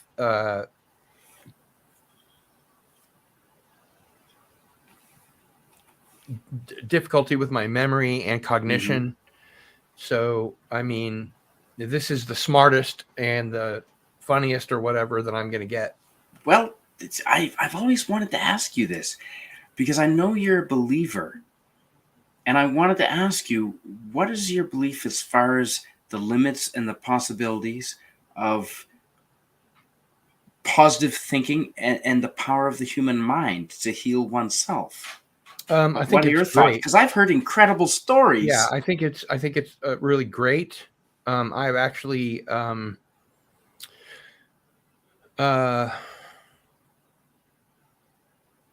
dipped into those powers. I had 2 psychic tutors when I was a teenager. I figured you would have. And that's why I asked the question. I haven't focused so much on my chronic back pain, but I learned by my dad taking away headaches when I had headaches when I was a kid. Mm-hmm. And he said that he could only take them away by taking them into his own head. And I managed to learn how to take away headaches and just sort of let them dissipate into the air. Never have had a headache after I took one away from someone else. And I've exhibited, obvious mind over matter, not just with my own body, but with, the environment and stuff like that. Strangely enough, it's never occurred to me to work on my chronic pain or my back with the bioelectric field. The human mind is capable of incredible things that we've only begun really to. And I know you believe that. I know you do. Absolutely, I do. Yeah. Yeah. Well, absolutely, I do. Cheers to you, my friend, and here's hoping. I'll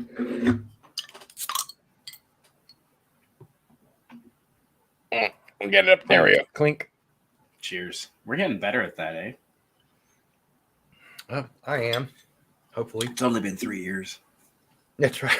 We'll get it right one of these days. Together 3 years, Cardinal. Now, about it's been more or less. It's been a good 3 years. You're damn right. It's been a good 3 years. It sure has. The Never Dead says, "You ever try cold shower? Sometime when I'm in pain, I turn the cold water on. I hate it when it hits me, but it does calm the pain. Actually, hydrotherapy has worked well for me with hot water, but." Ooh. We probably have different kinds of pain. Right now, I'm feeling no pain. I'm great. Fantastic. So let's focus on that then, shall we? Yeah. Yeah. So when did you get your Viper Mark II? And I thought you've got another Viper. You have more than one Viper, don't you? I've got at least 3, maybe 4. Oh, fucking brag. Why don't you? Well, I've got this one here. Oh, see, yeah, that's the new show. That's pretty nice. Yeah, and that's a little more detailed. They used to hold yours up. Let's do a comparison. I've got one that says Starbuck and one that says Husker. But mine says Starbuck. This one is the battle damaged version from the new show. Yep. This is the Starbuck as well. Yeah. Oh, you've got more detail on the. And I've got the detail, but it's not painted welcome as well. Joe's Atmosphere. Oh, man, I'll step in and he's showing off a Viper. Check you out, bro. Yeah. Wow, both of you. Yep. Man, that's badass, dude. Pull your Viper out, Joe. Pull out your Viper. I don't have a Viper, I mean. buddy. The only thing I've got in here, let me see. I got a lot of stuff in here, but the only thing close to that, I've got like the body of an TIE fighter. I don't even know where it's at right now, but I found it when I was remodeling the house. And all right, chat. We're starting a fundraiser to get Joe a Viper right now in the chat. Just put your credit card numbers. We'll sort it out and get Joe a Viper. Yeah, I had moved to the living room because what I do is I get on there and I start watching streams after I'm done with mine to do my, I wrap up my descriptions that way. I'll sit there and watch a stream and And anytime Canadian Spider-Man's on, I'm game. Watch man, a stream, happy to give a be stream here. is the way I see it. Yeah, that's it, man. That's right. That's it. And Exactly. welcome back, William Shakespeare. Yep. Iron Horse. I'm sorry. It's all about the virus of unknown origin for me, There sir. you go. You know. William Always has been. Shakespeare. But was a- you have to notice that it's got salted. The neck is salted. So if you see me, you know, Sorry about flavor that. go Put with the neck. a little That's why. lime wedge in there. Ooh. Yeah, You salt know, the man. whole neck, Joe? I was a bartender for 18 years. Yeah. Were you really? You just wanted to see the girls lick the neck of the bottle. That's didn't it, ya? baby. Come on. Man, you know you're what it's all the about when you're in a smartest nightclub, bro. bartender. Come on. Salt the Yes. whole fucking neck of the Corona. You know what, bro? Got to. Okay, you guys you speak amongst yourselves. I'm gonna go take a little break and I will be right back. We can do that. So how you been, man? Did you see that? Been- Did you see the comment I put in before I came back in here about your hairdo? Oh no, You didn't see it? Look in the chat, man. Busy. Yeah, no, I didn't get a chance to shower today, so it's all over the place. Yeah, I said you need to lower the voltage on your shock treatment. no kidding. No, riding around in an open top truck will do that to you. There you go. Yeah, I've got a rag top myself, but it's low to the ground. It's not a truck. nice. So, yeah. Well, I got- my It's actually my Yep. second Sebring. I stick with those because the engine's never messed up on me. I mean, I can change out the Mhm. alternator, I can change out the water pump, I can Nice. change out everything outside the engine. I just can't mess with the engine, right? And they've never messed up on me. I had an 06. The instrument pack went out on it, and I said, you know what? That thing's getting too old for that to happen. So that's when I bought a new one, and I got an 08. So okay. Yep. Yeah. yeah, I stick with it, man. what's I the find difference something that between the works, two? I stick with it. You know what I mean? What's the difference between the two? 2 years older, same No, engine, Yeah. same Okay. engine, same engine. Nice. Yep. Is that a Chrysler product? Yep. Yep. I thought so. Sebring's Yeah. Chrysler. Yep. I've seen them. Mhm. Yeah. Both me and my wife Nice. have Chrysler. She's got a 16, I think 200. I think that's what it is. Beautiful. Yep. I just got my after a couple of years of it not running quite right, I just got my 1979 Dodge RV. It's like 30 feet long, self-contained RV running. It's got a 440 Dodge Interceptor engine in it. So Wow. I'm looking forward to passing police cars and fire trucks. Right This in a thing, big yeah. ass, in Man, a big ass it RV. That's weighs- awesome. It weighs 12,500 Mhm. pounds. Yeah, it'll haul ass with a full- That and you can live in it too. That's Oh, I awesome. have. I literally have lived in it twice. Really? Yeah, once during COVID because my job in the Yukon up at the gold mine was everything shut down. The borders between BC and the Yukon shut down, so I was trapped in between. And I was living with a girl in Massachusetts at the time. Mm-hmm. And then they shut their border.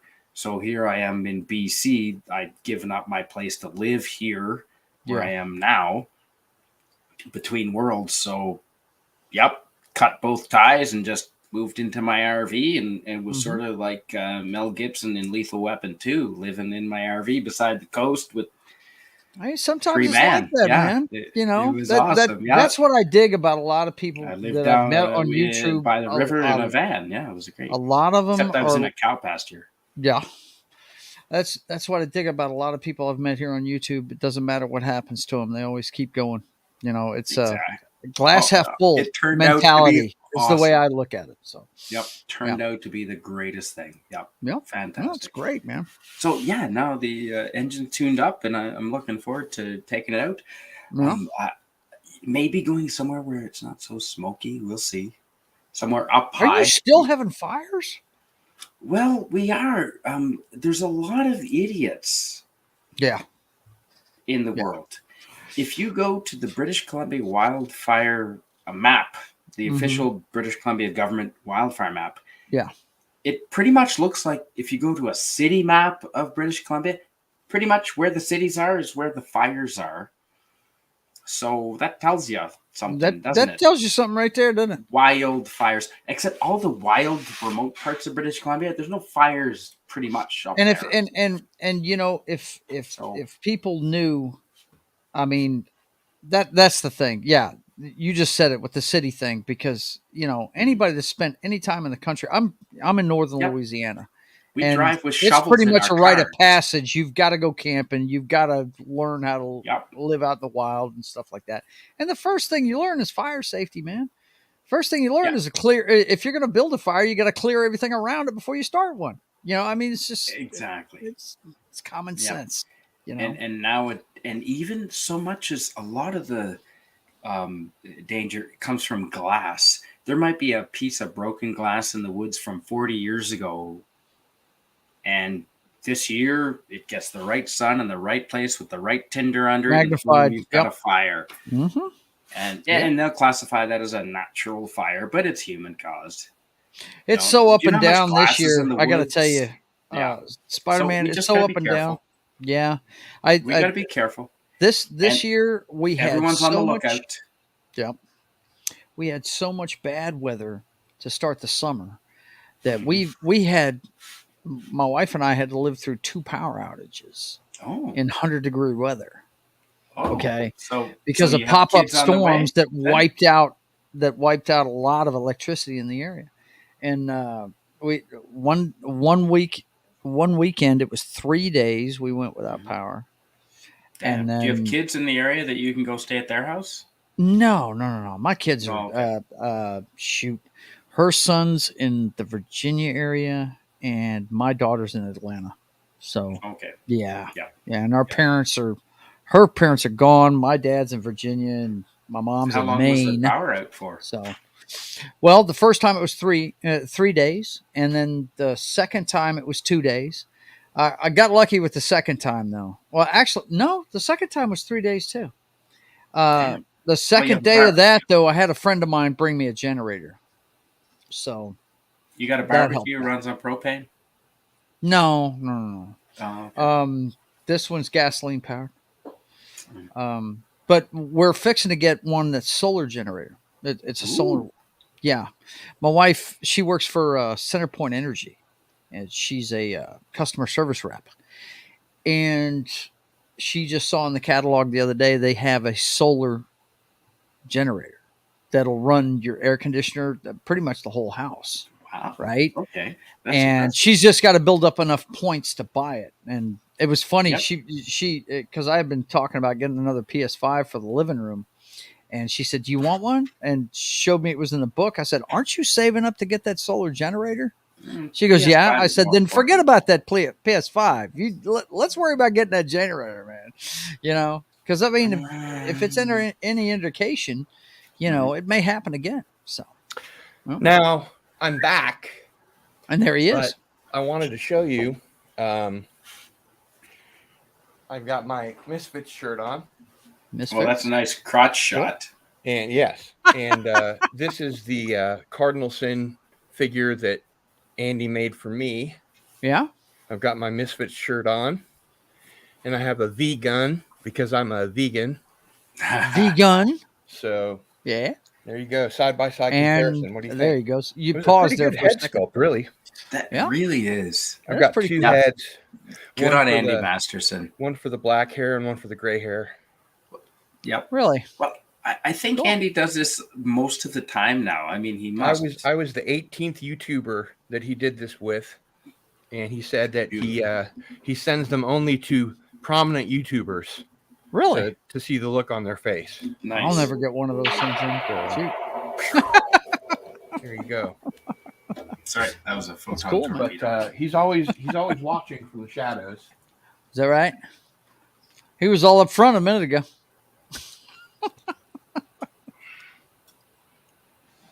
And there you go. Yeah. Very cool, man. Yeah, Very cool. quite all right. We had a Comic-Con here this weekend. Of course, I work yeah? on Friday and Saturday, so I couldn't go those 2 days, but we went today. And Whereabouts is that? Northern Louisiana, Shreveport, Bossier area, Oh yeah, I Yeah. heard about that. right around the red. And I guess the biggest names that were here, if you're a Walking Dead fan, we had what's his name? Ross Marquand, the guy that played Aaron. Mhm. Okay, the guy that ended up with a club. Right. Cardinal Sin drink.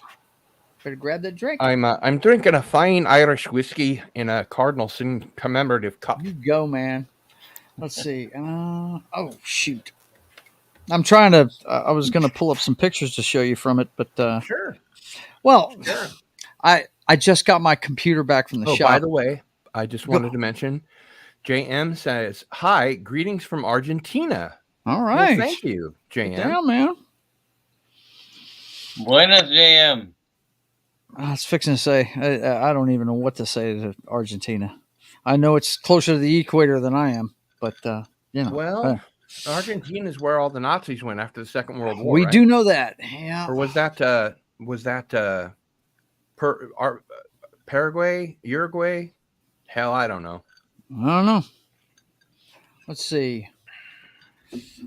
Login code. By the way, it does have a very good-looking guy. I'll have to cram the screen in for myself here. Mm-hmm. Does have one of YouTube's best-looking gentlemen, Gary Ambrosia, right there. Go, man. Tear it up. Gary Ambrosia is. I've got a man crush on Gary Ambrosia for sure. Do it, man. I'm not even kidding. Not even Educate the unenlightened. Who is Gary Ambrosia? Who is Gary Ambrosia? No, I'm asking. You've never seen Pop Culture Breakdown? I'm No. a big fan of Gary. Well, Gary is the one that You made go onto YouTube this ring. and you search Gary Ambrosia, Okay. and you'll find out who he is. Okay. He used to be. Can I put his link in your chat, sir? What's that? May I put his link in your chat? Sure, please do. You are There in you fact go. one of my mods. That would be great. Then I can But check him out. he is he was told me I a was pretty your most regular skillful contributor mod. to my channel, and then he got real busy, with being on Pop Culture Breakdown all the time. And Right. I've been on Pop Culture Breakdown once or twice. Yes, you It have. just, it's a matter of when Lord Doomcock calls your name, you better answer, right? Here you go, real quick. Let me throw this up here now that I've got it. What I had to do is I had to log into it real fast, and There is a huge German community in Paraguay. Yeah. is there? Ooh. Cool. Yeah, this is Ross Marquand at GeekCon down here in Shreveport. Cool.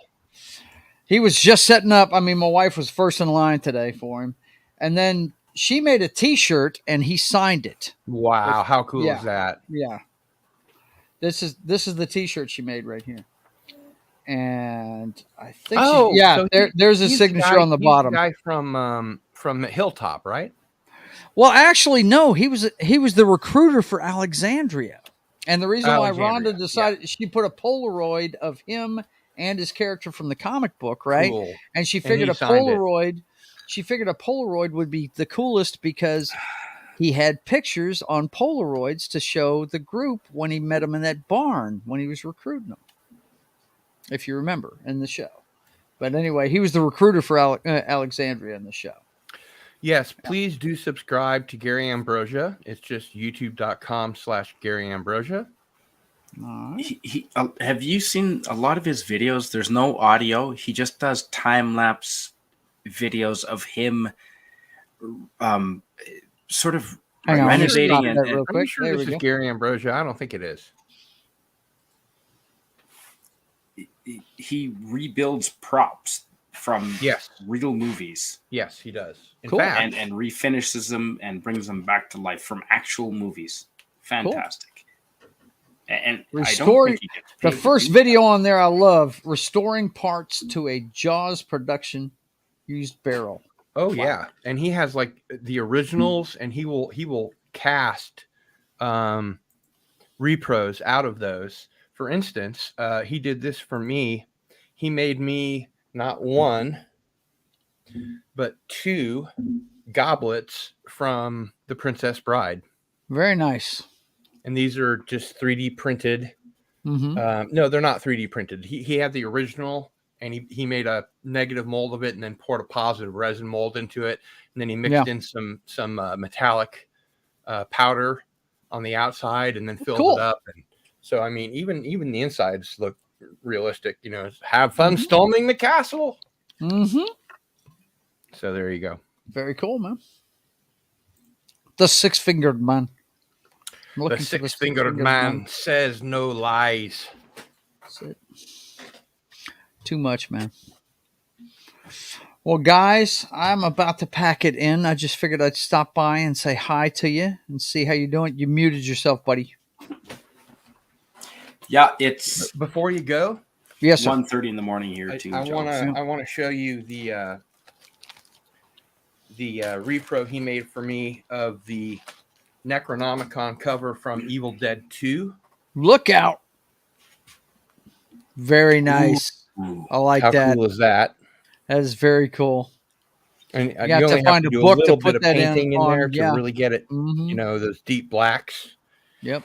And of course, does he take orders for that? I have Night #1 autographed by Douglas Nelson. Nice. And Sun King #1 autographed by Douglas Nelson. Nice. Yes. So that's cool. There's my little Sharon Tell. There you go, man. Can you plug your channel and anything that you're doing? Oh man, look, when I'm on other people's channels, I look. All you have to do is go to my page. You'll see what my schedule is. The first thing you see is my live schedule up there. So right on. I appreciate you guys, and it was fun to hang out with you. But the old man's about to pass out. He really is. It's been a long day. I've been up. I got off work this morning at about 7 o'clock, and I got up at 5:30 with the clients. So I've been up for a long time today. Yep, almost 24. So I'm going to cash it in. You guys take it easy, and thanks a lot for having me on, Cardinal. And we'll see you next time. All right. All right. You take care, Canadian Spider-Man, and William Shakespeare. I didn't get to talk to you, but you take care of yourself. Spielberg, maybe away from his mic. I'm not sure. We'll see you next time, guys. Be good. Okay. Or maybe we didn't let him talk at all. No, he had his mic on mute. Sorry, Joe. Next time. No problem. Yeah, I did. And I got a little bit late to that response. Are you leaving us too? I meant to ask you when you guys were talking about the Canadian man. So about what now? Sorry. Yes. Hello. Hi. Oh well. Say again, William. Oh, I didn't know William spoke Portuguese.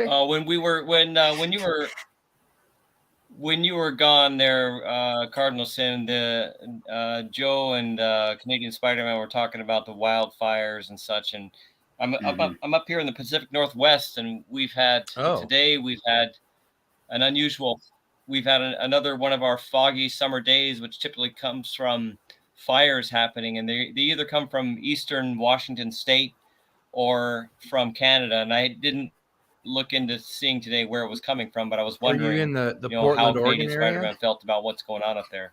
Mm-hmm. I'm in the Seattle area. I'm in the Puget Sound. The Puget Sound, yes. Puget Sound, beautiful up there. Yeah. Yes, it is. Yeah, it is. I've always wanted. I lived in Victoria.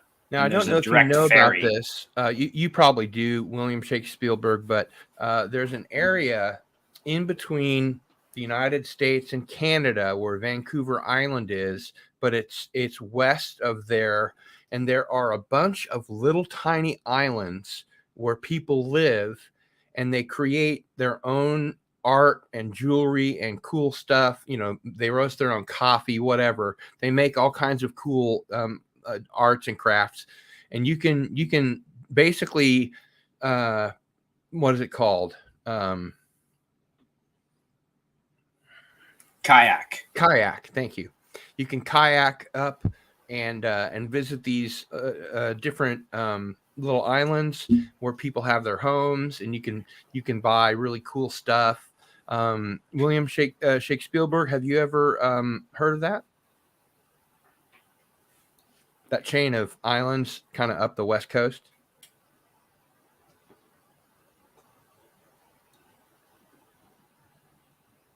Hello, Sorry about that. hello, Not hello. not in.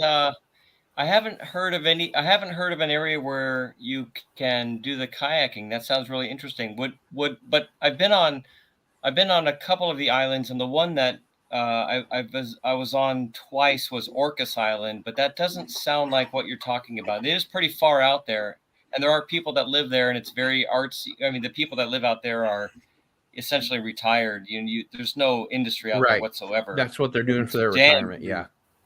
Yeah, it's damn beautiful. I mean, talk about serene. Oh my God, it is. And there's the airport. Literally, the airport to Orcas Island is the bay. If you know what I'm saying.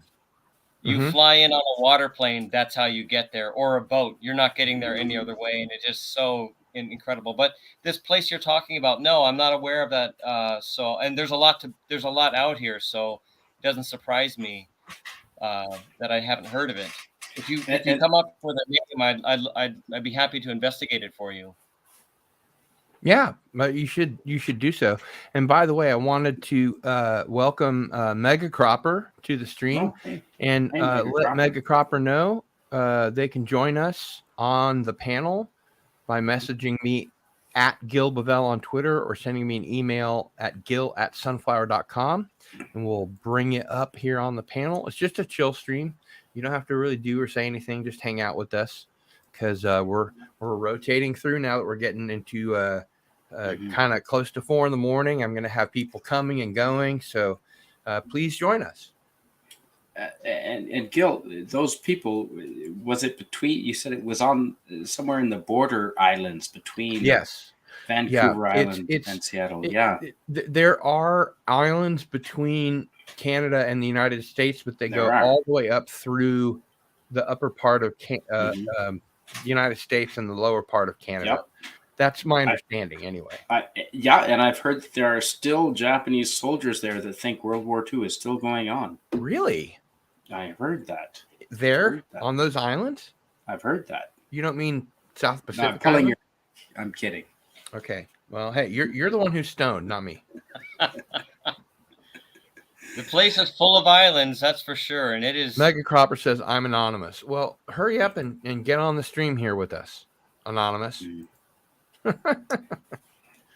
There's hundreds of islands there. Hundreds. Oh, are there? Okay. Yeah, there are. I just knew that there were some where people, like you said, retired too, and did kind of artsy craftsy stuff, and that you could make a vacation of just going up there and buying, like that wonderful maple syrup that you sent me and the maple butter.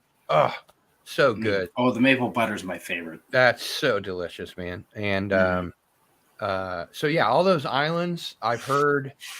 And I've always wanted to go up that way and just kayak my way up there, but I don't know. Come on up, man. I don't know if you can actually do that in a kayak. You may have to do that in a ferry, because you can do that in a off kayak. the shore of Western North America. There's got to be some pretty serious riptides, right? You stick close to the shore and you're okay. All right. Well, there's a difference between a lake kayak. Well, I'll take your word for it.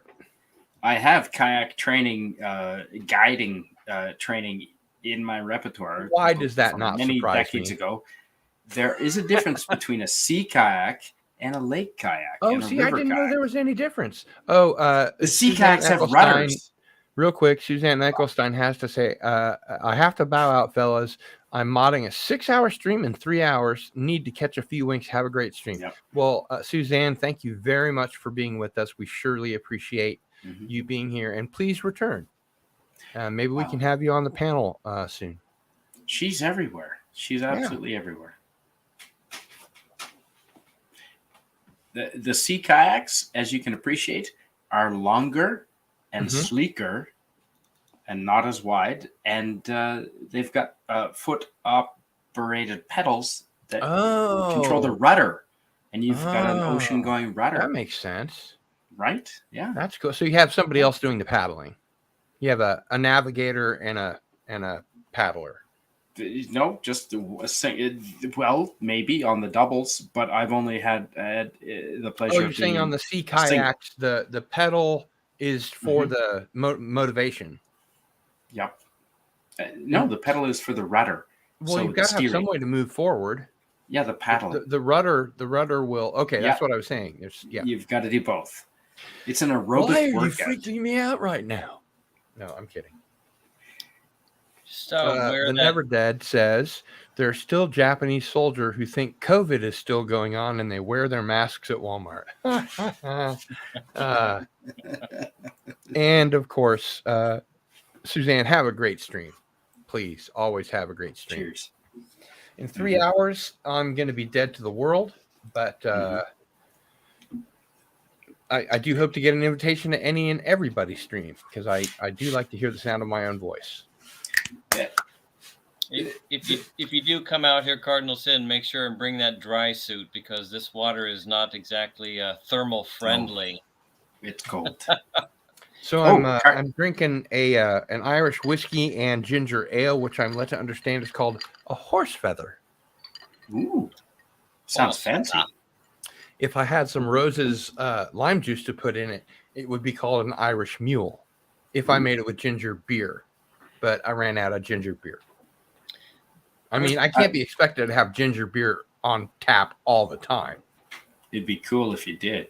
Yeah, I know, but you'd be cooler if you did. I'm not. I'm working with stuff here. Your background is amazing, and it keeps getting better and better and better. I appreciate that. I rearranged it specifically because on Into the Fringe, as you know, Canadian Spider-Man, we had Philip Mantle and Martin Scorsese. Fellows or Freeman or something. I'm missing his name, but they were on to promote the Pascagoula abduction graphic novel that was on, and that was noon local time, Central Standard Time, because Philip is the publisher, and he had a same day outpatient thing on his heart, and he couldn't stay up real late, so we did it at 6:00 p.m. his time, which was noon here. And Martin was a delight. He's been my kind of writer. I mean, he works 10 to 12 hours a day writing, doing Batman comics, short stories, novels. You mentioned it. He's done it. He's actually one of my idols, and I never even knew it. So he's gonna come back on Masters of the Genre. Nice. He was a very cool guy, very friendly guy. Didn't mind spending a couple hours talking about this graphic novel, which I think is gonna really, just go kablooey. I think it's gonna just blow everybody's expectations. Well, there's an appetite for it. There is, but I mean, the artwork is by Jason Cleaves, who I've had on a couple of times before, once with Philip Mantle and once without. And the artwork is freaking amazing. The writing is brilliant. And they it's kind of funny. Martin got his edition of the graphic novel while we were doing the live stream. So if you look at the last Into the Fringe, you'll see that his wife slides him, a copy. Yep. On the sly. On the sly. She's not in frame. Wraps it and you can't see her. And he's like, "Hey, it just showed up." Yeah. That's right. I thought you set that up ahead of time. No, that was just that was just a sheer fluke slide. Wow. Okay, that was awesome. Oh, and I might as well. I don't know if you got a chance to see this in person, but this is pretty cool. Oh, yeah. Is that a prize you won? Well, you're the guy that sent it to me, sir. Okay. It must have been a prize you won. Yes, it was. Thank you. That's pretty cool, man. I got to say, this packaging, this looks like it's almost older than me. I know, but it's not. It's a brand new toy. That is incredible. Isn't that cool? I really thought this was you got this on Amazon somewhere that was in the Oh original no, there's only packaging one place you can get that. from the 1960s. Yeah, very nice. It's a very nice. I haven't seen all the episodes yet. I'm working on it. Oh really? I'm working on it. Well, Oh, I have wow. firewood I gotta get, and life gets in the way. I'll tell you what, the very first thing you should do before you watch anything else is watch all of The Prisoner, because there are only 17 episodes. Yes, right. The final episode was such a Letdown. Such a mind bender that Patrick McGoohan had to go in hiding for 2 weeks because the phone message board at ITV lit up for like 2 weeks straight with people calling in going, "What's the answer? What's the answer?" But can you put this in perspective? How big during its time when it was actually being shown live? How big? Oh, it was this fucking show? huge. And you have to remember, before that, Patrick McGoohan had been the highest paid star in the UK when he was doing Danger Man, or what was called Secret Agent here in the States. Right. He did 4 seasons of that, and they actually asked him to be James Bond, and he turned it down twice. But he recommended his friend Sean Connery, who had been in Hell Drivers, this movie with him and William Hartnell, who was the first Doctor. And the reason that he wouldn't be James Bond was that James Bond was a murderer. He had a license to kill. Right. And Patrick McGoohan was literally more Catholic than the Pope. He would not kiss anyone on screen who wasn't his wife, and his wife wasn't an actress. So he couldn't be James Bond. But he recommended Sean Connery, and that's how Sean Connery got the role. And I think everyone is happier for it. Everything played out as it should. And of course, you're gonna have to buy me some time here while I take a quick look. Oh, okay. Yeah, I can certainly do that. I gotta dance like a monkey here. Yep. No, I can show you a different. Here's a different Doomcock ring. This one doesn't glow in the dark, but that's a red, still with the brass ring, and with the red attached. And then I've got this giant Doomcock head. Just out of nowhere. So I am going to share. That could be a nice big Pez candy dispenser head. Oh, dude, that's going to be the gear shifter on my 1956 Thunderbird. Hell, can you as I become Bill Gates? Okay, I'm ready. What I'm going to do is I'm going to go ahead and share one thing in the chat. We're going to go back to The Prisoner here. And if you would like to see my live Prisoner review show with Tracy Torme and Rick Davey, who is the world's leading authority on The Prisoner, you can go here, and I'm going to share with you the screen of my Prisoner review show, which is called I Am Not a Number. Yes, and he actually went to on-site locations, didn't he, Cardinal Sin? It was filmed in a place called Port Marion in Wales. Yes, and he's been there. We actually did 20 episodes, even though there are only 17, because we also looked at some of his other stuff, like Colony 3, Ice Station Zebra. So if you're curious, you can always go and watch these episodes of I Am Not a Number. And I just put the YouTube link into the chat there. Beautiful.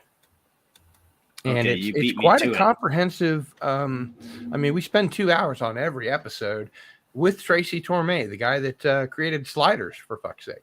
So that's right, which was a fantastic show. Yeah, and his internet's a little spotty, but Yep. No, he so is actually mine. spoke with Patrick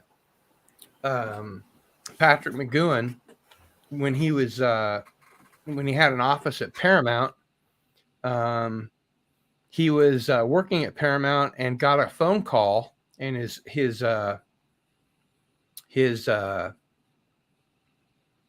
secretary said, "You're a big fan of Patrick McGowan, right?" Because she knew that he was, and he said, "Oh, fuck yeah." And so she said, "I've got him on line 1 for you," and he was like, "Are you kidding?" "No, I'm not kidding." So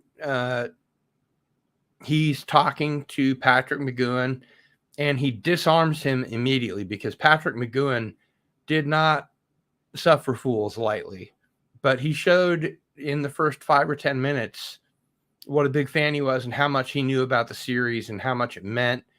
And that was disarming to Patrick McGowan. So they spent like 2 hours on the phone, and then they had a face-to-face meeting for another 2 hours later.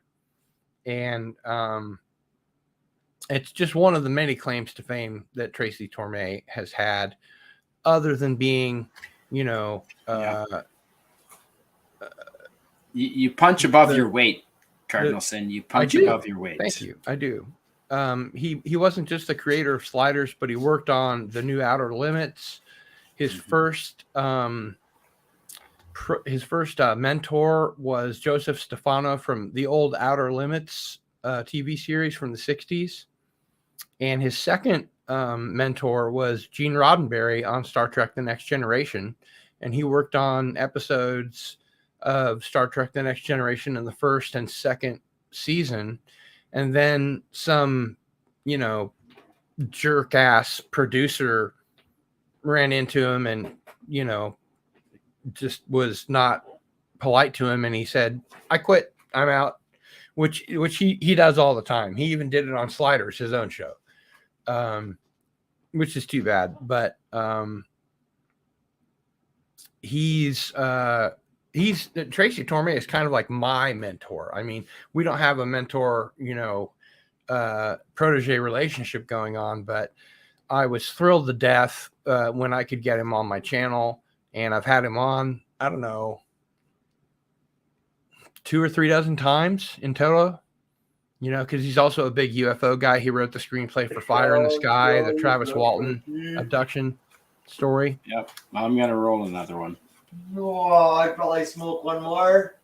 And welcome Tim Hayes. Tim Hayes, if you'd like to join us, you can send me a DM or send me an email. And he says, "Hail William Shakespeare." And I should probably get that out there. And Gil, on that note, Cardinal Sin, I've got to duck out. It's almost 2 a.m. where I am. Well, you make sure and get yourself a cheesecloth for tomorrow, okay? Yes. I actually, you know what? Why buy one when you can buy 2?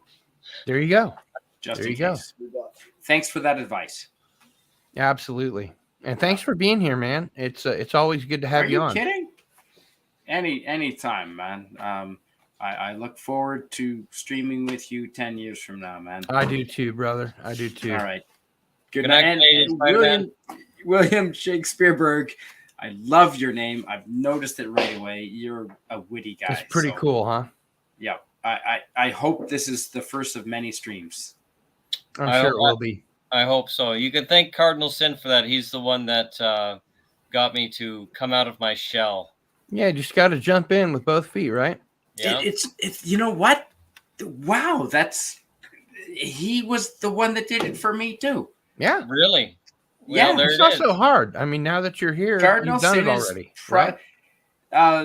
Cardinal Sin is probably one of the first people that I started streaming with.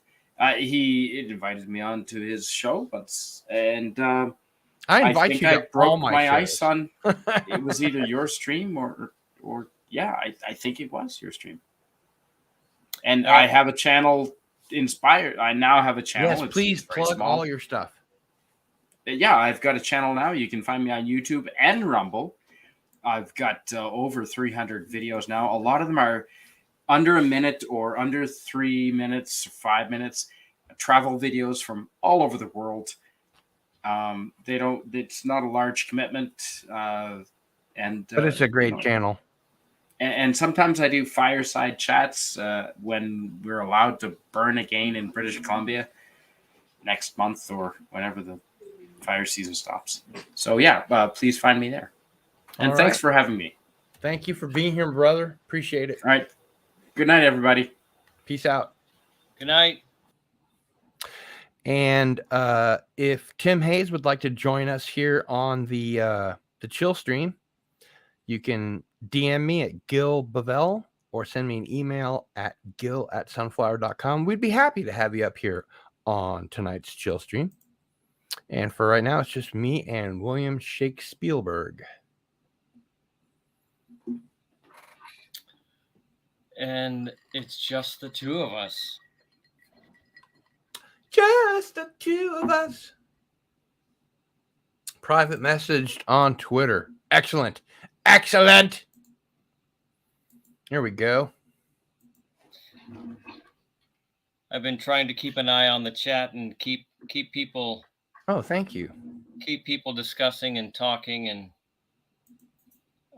I know what it's like being just an outsider watching streams for so long, and I know how folks. You're not an outsider. You're part of the Cardinal Sin Club. Well, I appreciate that. Now it's true. Yeah, but I know for the longest time when no one knew who I was, and I you see people on the panel having a lot of fun, and you feel like I'm just out here in the audience, and they're trying to be part of the show, communicating in the chat, and I know how sometimes you guys are having such a good time that the folks in the chat just feel like they're abandoned. And you realize, you look at the chat, you look at the panel and think, boy, those guys are having a blast. Now, granted, we're talking Friday nights and Saturday nights, and most definitely a lot of alcohol involved. But sometimes, sometimes that's true. And by the way, Tim Hayes, you have a DM, so you have a link, my friend. But please continue. Oh yeah, I just these are things that I mean, they're fresh in my mind from recent months, and I feel like I want to make sure that folks that are sticking around in the chat realize that they're important. Well, I mean, let's face it, we couldn't do any of this without the chat. Exactly. I mean, exactly. That just it wouldn't make any sense. Exactly, it wouldn't. Right. We'd be basically just watching ourselves jack off in the mirror. You might as well just have a Zoom call instead of a YouTube exactly stream. Exactly right. Yeah. So Tim Hayes, you have a link. Please join us. And wow, well, that was pretty skippy. Welcome, Tim Hayes. Hello. How are you, sir? Hey. Hello. Welcome, Tim Hayes.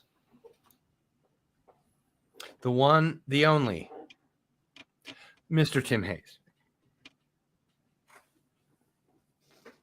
So, what news do you bring us tonight?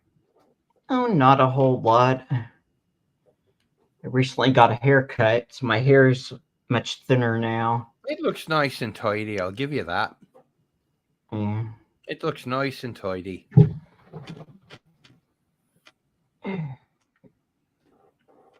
How are you doing? Fine. Just weather's been kind of funny. It was hot for a while lately, and then it cooled down, and then it's been hot again, and I think there was thunder and lightning last night, and I thought it was going to rain, but it didn't rain, but it was cloudy today. And whereabouts are you? I'm in Modesto, California, so Northern California. Modesto. Yep. It's gonna get rainy. I understand. Yeah, I tried to tell my mother that, but she didn't think we were going to get any rain. Yeah, well, there's rain and then there's rain. I mean, a tropical depression is nothing to scoff at. I was watching this live stream earlier today, I subscribed to this channel of a guy that used to be in Scientology, and he found his way out, and now he calls his channel SPTV, suppressive personality, because anybody that leaves Scientology is called a suppressive personality. And he's only been out like for 3 or 4 years, but he was talking about how one of Scientology's most secret bases in California was going to get just totally devastated by mudslides and all this stuff, and he didn't know if they were going to, you know, vacate people or evacuate them or anything, because people don't even know that base exists. It's super secret. And it used to be David Miscavige's personal residence. He has like a $50 million mansion up there, but he hasn't been there for like 5 years. So I think there are going to be a lot of mudslides, a lot of certainly a great deal of rain. I mean, they're talking about 5 inches of rain in a matter of, you know, one day.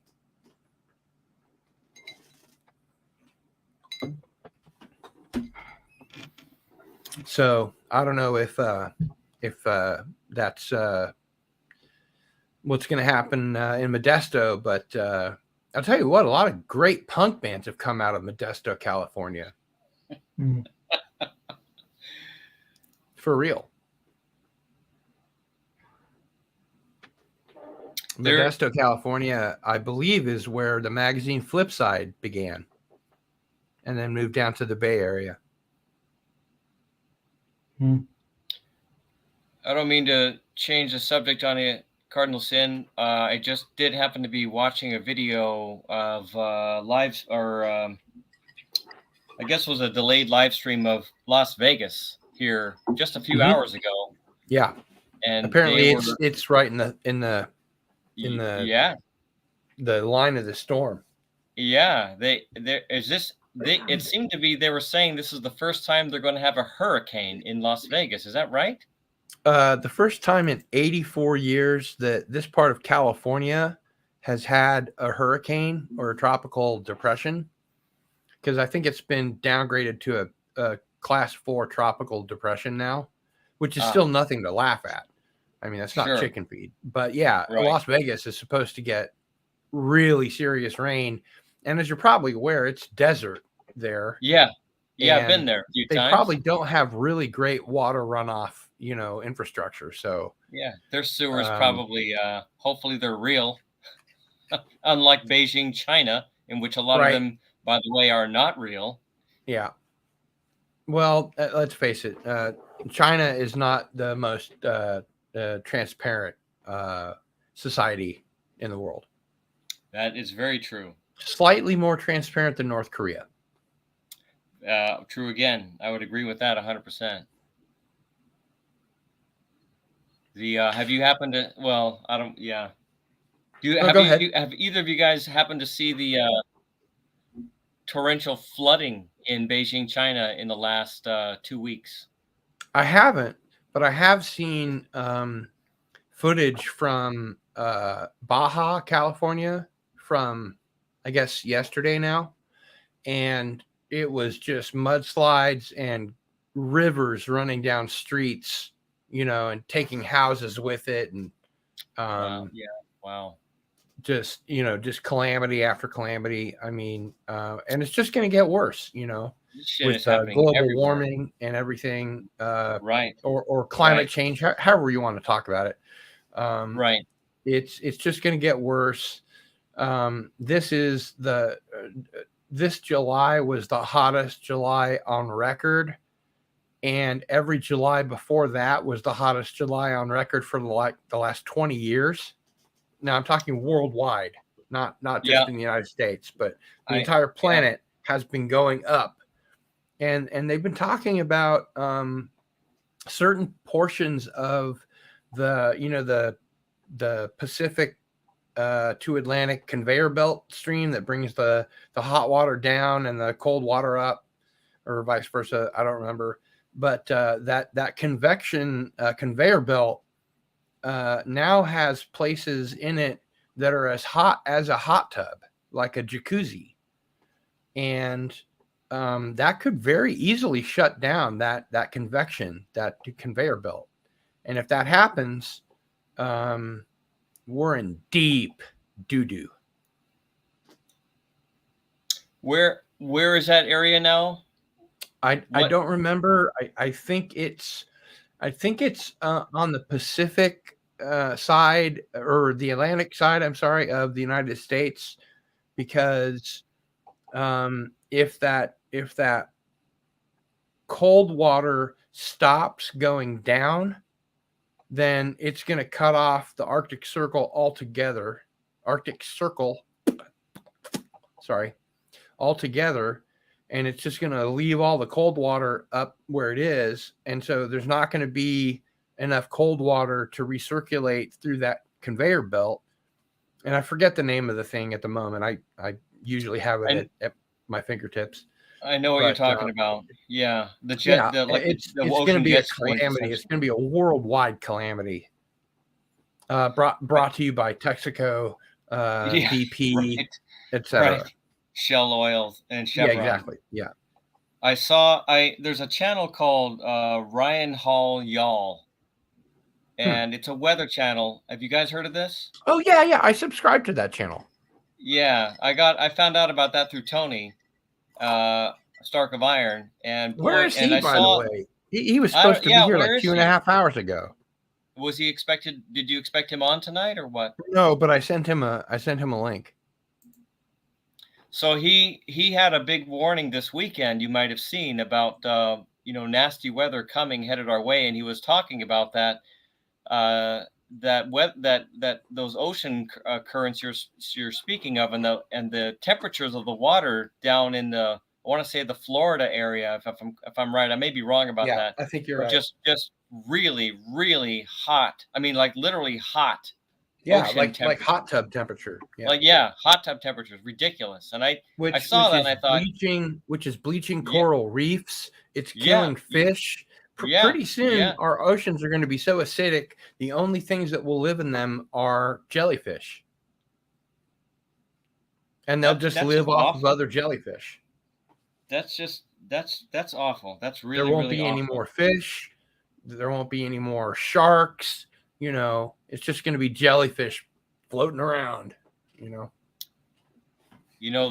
Japanese culture, they really depend on fish for their rice and fish is pretty much a staple meal in Japan. That's it, right? But they can't catch any local fish because of Fukushima. And they fished it all out as well. And then the Chinese are coming along and just exacerbating the issue. Yeah, they're overfishing on other people's territory. Right. And going further and further out to sea. And it's not a happy-go-lucky scenario, No. It's not ideal. Yeah, it's pretty concerning. It's I remember being a kid when I was like 4 or 5 years old. I'd be on a walk with one of my parents, and I'd see somebody throw a Burger King wrapper out their car window, and I would get enraged.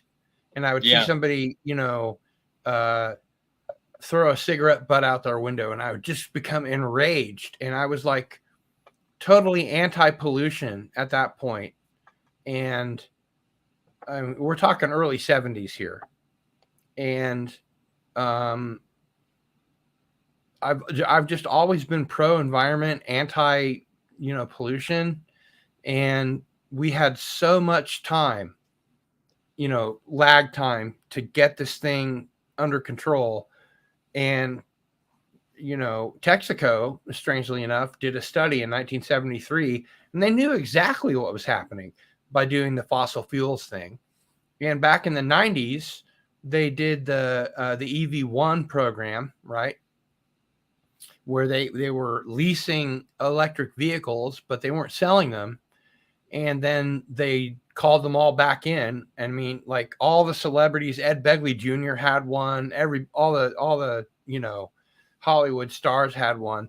and they all had to get called back in, and they ended up smashing them all and putting them into a landfill, even though they were perfectly usable. I mean, it was the first iteration of the electric car. It wasn't a Tesla, but I mean, they worked and they were non-pollutive. And the movie Who Killed the Electric Car is a great movie to watch regarding that. And, we saw this thing coming 40 years out. So people that say, we couldn't do anything about it are just dead wrong. There's plenty of things we could have done about it. There's still people coming up with ideas about how to sequester carbon out of the air, and stuff like that. A little too late, too little too late. But it really bugs me that, what I think the UFOs are time travelers from the future that are coming back to just before we destroy ourselves to take a look at our civilization, to see, what happened to this great civilization before we fucked our planet up. That's my considered opinion. Yeah, it's as good as any. I have the DVD of Who Killed the Electric Vehicle. I've had that I've watched that about 15 years ago when I got it. That just blew my mind. I know, the it's outrage, crazy, the protests in California of the owners that said, you just came along and took our car. We love these cars. They said they love these cars. There was absolutely nothing wrong with these cars whatsoever. GM decided these cars were going to be the death of the company and their industry. Exactly. So they had to crush the whole But thing. And now they're scrambling. Instead, the fossil fuel companies and the car companies could have been in charge of the green revolution. Absolutely. The biodiesel, electric cars, all that stuff. We could have just said, here, you guys take it and make all the profits from this, and everything would have been hunky-dory. But they did their own studies 40 years ago, and they knew this was coming. They didn't do a goddamn thing about it. Yeah, and I wasn't aware of Shell doing Texaco doing a report, but I know that Shell also had scientists that did report around the same time, and their report was summarily the same thing, saying basically we're going to crush the planet in about 40, 50 years. We're gonna just wipe this place out. And of course, it's like I got mine, Jack. You go get yours. And here's the funny thing, William. As a UFO buff, you've probably heard me say before that the way they're treating this planet, it's almost like they had another one to go to.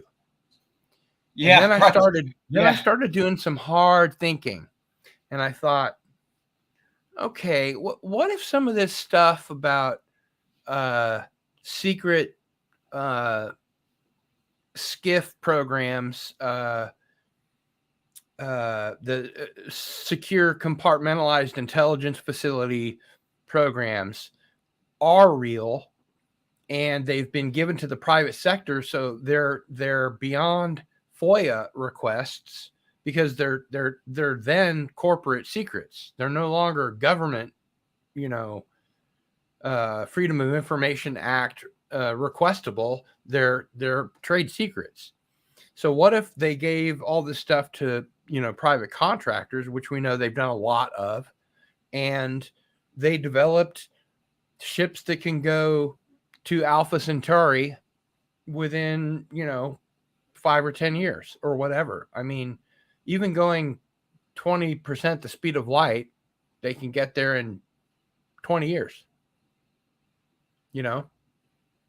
So if they found another place to go to, or they have ships that, like in the movie When Worlds Collide, I don't know if either of you guys have seen that. It's a great movie to bone up on if you've never seen it. It's just a great science fiction movie in general, but it also gives you an idea about, sending these arcs of people out, like generational ships and stuff like that. But when I started thinking about the way they treat this planet, it's almost like they have another one to go to. Immediately in my mind, I started thinking, what if they do? And then the Blade Runner scenario kicks in. You guys have both seen Blade Runner, right? Oh, about 1 million times. Tim, you ever seen Blade Runner?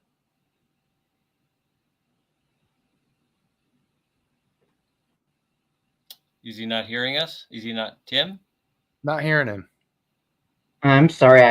I'm used to typing in the chat. I Oh, forgot. there we go. Oh, Have you seen see Blade him. Runner? There we go. Yeah, I've seen Blade Runner, but I don't really believe in all this stuff you're talking about. Okay, but in Blade Runner, they're talking about, move to the off-world colonies. And so all the rich people are like moving to these off-world colonies. And the people that can't afford to are stuck on Earth in this sort of hell on Earth where it's always rainy and smoggy. And the LA, area has grown to this huge metroplex. And even if you don't believe it, play with color with me for a minute, just imagine. Because I mean, back in 1982, Sir Ridley Scott sure did. And he presented a world that was ugly, disgusting, and it was for the low rent. The only people that wanted to be there were people that couldn't get to the off-world colonies, which were nice and pristine and clean, or that people that had no choice. They were stuck on Earth, and that's a perfect allegory to what I'm talking about. That these off-world colonies, that's where we would send the replicants to do our dirty work and kill everybody on this planet so that we could move on to these off-world colonies where they were nice virgin planets, and we hadn't despoiled them yet. So we're bringing our brand of friendship out into the stars, essentially. And every time I've ever had the thought, the way they're treating this planet, you'd think that they have another one to go to. It immediately follows up, bang, in my head. What if they do? I mean, surely all the Congress beings and people in the Senate have grandchildren that they want to see grow up. Are they going to take them with them on the B arc? I just think it's a lot to think about, and it's an interesting thing to think about. I don't know, William, what do you think? Coming off the mute here. I love Blade Runner. It is. I remember the night that I saw it in Southern California in a drive-in theater in its first release. No kidding. Yeah, no kidding. Wow. What was it? When was this? 1981, 1982, something like this. 1981. It was a double 82. feature with 82. It was a double feature with Dead Men Don't Wear Plaid. That's a good movie. Yeah, and that one was, as a kid. I mean, I was a kid. I was in junior high school, and that movie was just. I love Steve Martin already, but that movie was just strange. I didn't quite understand what was hitting me. I didn't understand the implication of how it was a new thing in cinema, that you could take a new actor and apply a new actor to old films and merge it seamlessly together and make a whole new film. And now I look back at it and I think the freaking thing is brilliant. It's just brilliant. Oh, yeah. And and Steve Martin, I mean, he's just a genius. And it's interesting, both of those are film noir, but they're new film noir. Right. Yeah, exactly. That's a really good point. They're both film noir. They're very much so. Blade Runner, that's a very good point. Gosh, you know what? Good God, I never really thought about that. Blade Runner is film noir as Casablanca. It sure is in the future. Yeah, it's a period piece film noir. Yeah, it absolutely is, and so we'd see that, and I'm a kid, so I got all the energy in the world. I'm with a big brother person, a friend of mine. He was just like a kind of a surrogate big brother. But so the second movie comes along, and I mean, even in the theater, we're talking mono, one speaker hanging out the side of the window of the car. I remember. Crap, just garbage. That movie floored us. Joe Bob Briggs is a personal friend of mine. Yeah, Exactly. Yeah. So I mean, I missed that show too. So Monster Vision.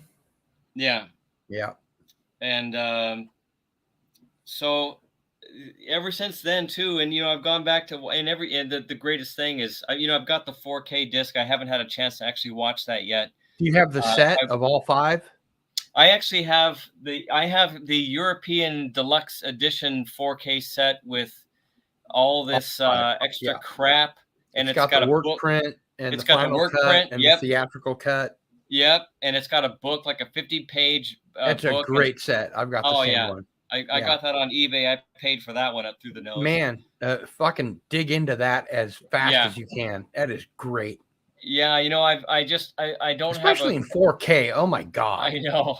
I need to upgrade my.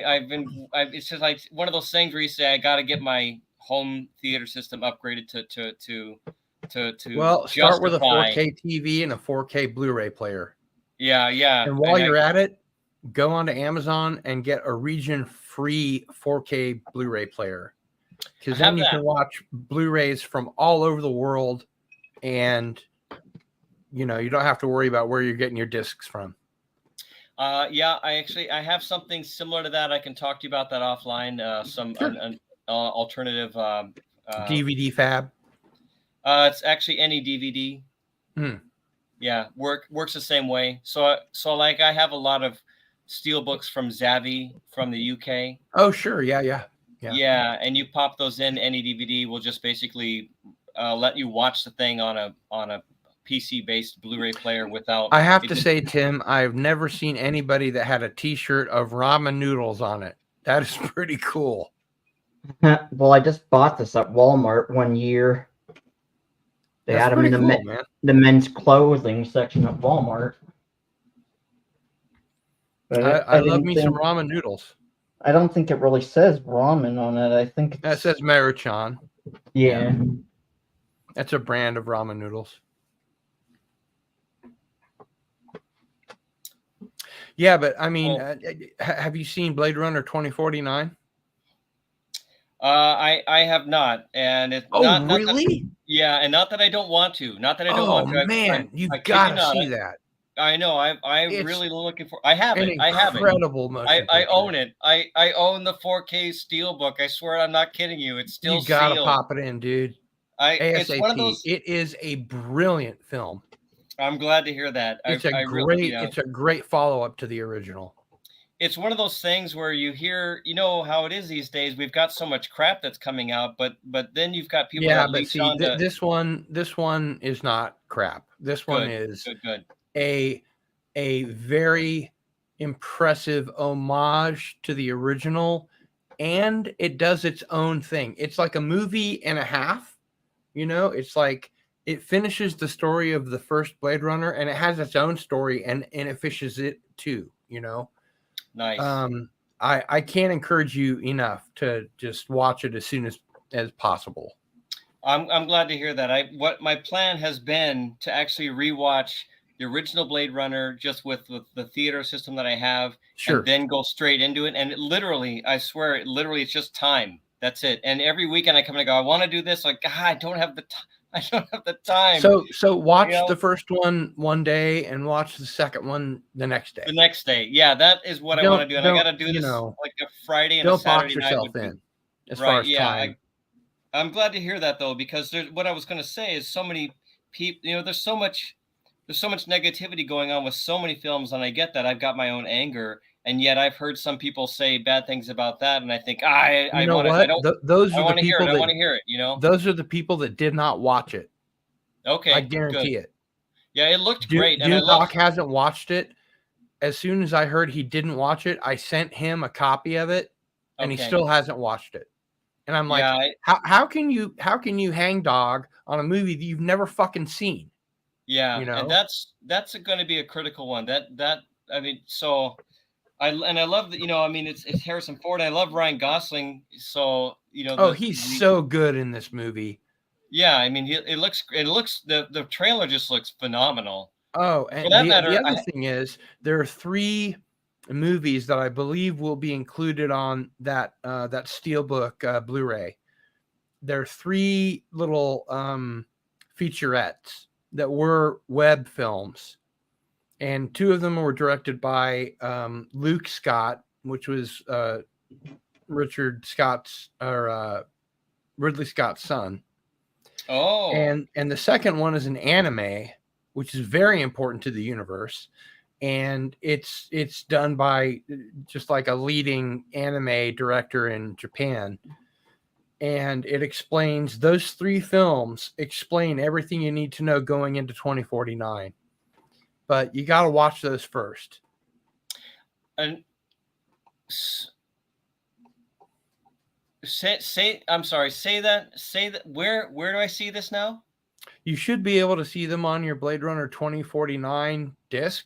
The special features.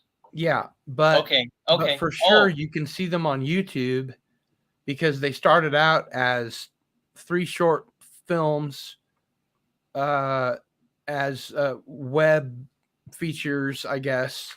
Okay. Sort of the way that before Prometheus came out, there was this like fake TED Talk that Peter Wayland gives, played by Guy Pearce. Oh my God, I didn't know about this. You've know about never that seen either. that? No, I didn't know about that. You got to see that before you ever see Prometheus. That's been on my list to see again too. So it makes everything make sense. Prometheus is still a horrible film, but it makes a lot more sense when you see this TED Talk. It's fake, of course, but they put a lot of money into doing this. It takes place in the future, and there's like hundreds of thousands of people around this little tiny stage. But he plays Peter Wayland, and in the movie he plays old Peter Wayland, and in the featurette he plays a young powerful Peter Wayland who's on the way up. Making his enterprise, making his company. Oh boy, making better worlds. And a lot of people don't know that Wayland Yutani exists in the same universe as Alien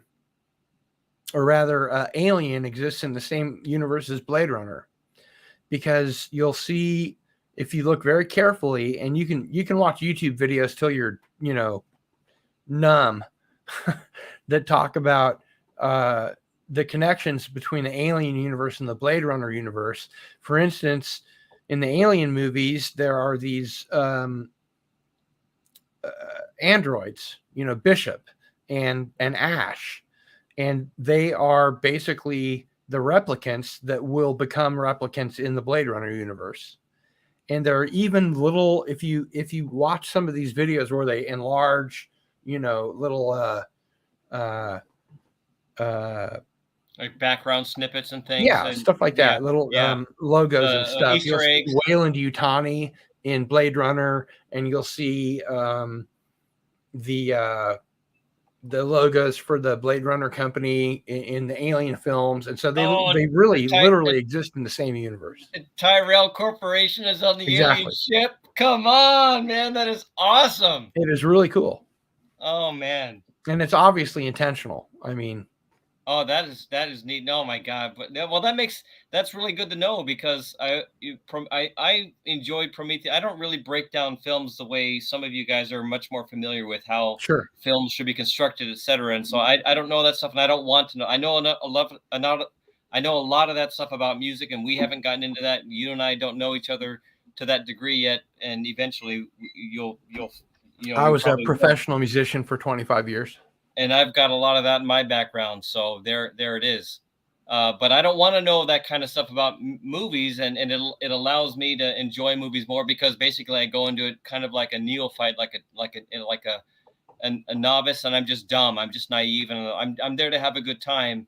Sure. Although, Disney, I can still see through Disney's horrific attempts and their ability to destroy everything firsthand. When will they stop? Yeah.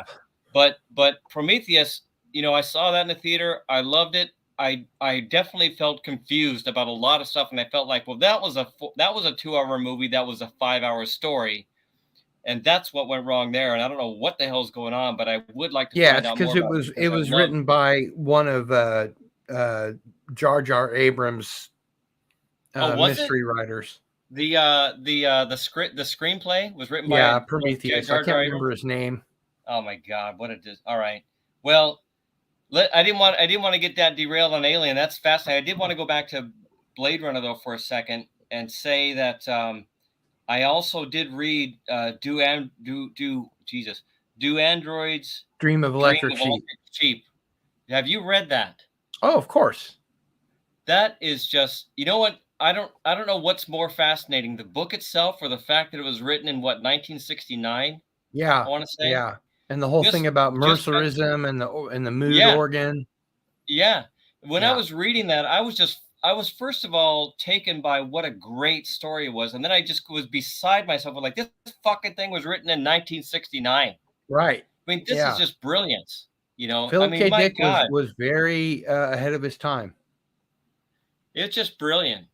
And he was also paranoid as fuck and used a lot of drugs. I also want to make a sidestep real quick while we're on the subject of old sci-fi books that would blow your mind if you hadn't read them. Have you ever read the book of 2001: A Space Odyssey? I have, but it was when I was a little kid. Try it as an adult. I thought it was mind-blowing. And what I've heard Arthur C. Clarke say is, here is the correct way to consume 2001: A Space Odyssey. Oh, you can throw the movie. You can throw the movie out the window. I don't care how good the movie. Then watch the book. Then read the novel. Then read the book. Rinse, repeat as necessary. Right, exactly. It's definitely a movie where I'm sorry. It's definitely a story to be consumed that can only be consumed by book. I mean, today they could make such a movie with the graphics, that we have today. Although first time the film was it was a masterpiece. Yeah, I mean, not only was it a masterpiece, but it was earth-shattering in its special effects and exactly space and all that. But they couldn't convey this. When you read the book, you think the story is 1,000 times what the movie was. I'll do you one better. Have you ever read the book Childhood's End by Arthur C. Clarke? I've not. You should. It's a really good story. I really would like to read a lot of his. I really like to read his whole catalog. Childhood's End is probably his best book. That's his best one. Okay, I haven't read. It's not very long. I did read 20. I did read 2010, which also I would recommend. That was fantastic.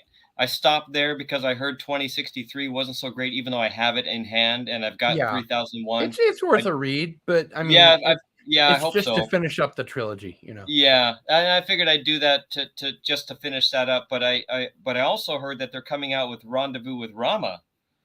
Now I don't know where that is. I mean, in film, they're coming out with that as a series. Now that I heard this at least 6 months ago. I don't know where the production is on that. I thought, oh shit, I got to get on that. I definitely will not watch another Arthur C. Clarke film before I read the book. Forget it. Not going to happen.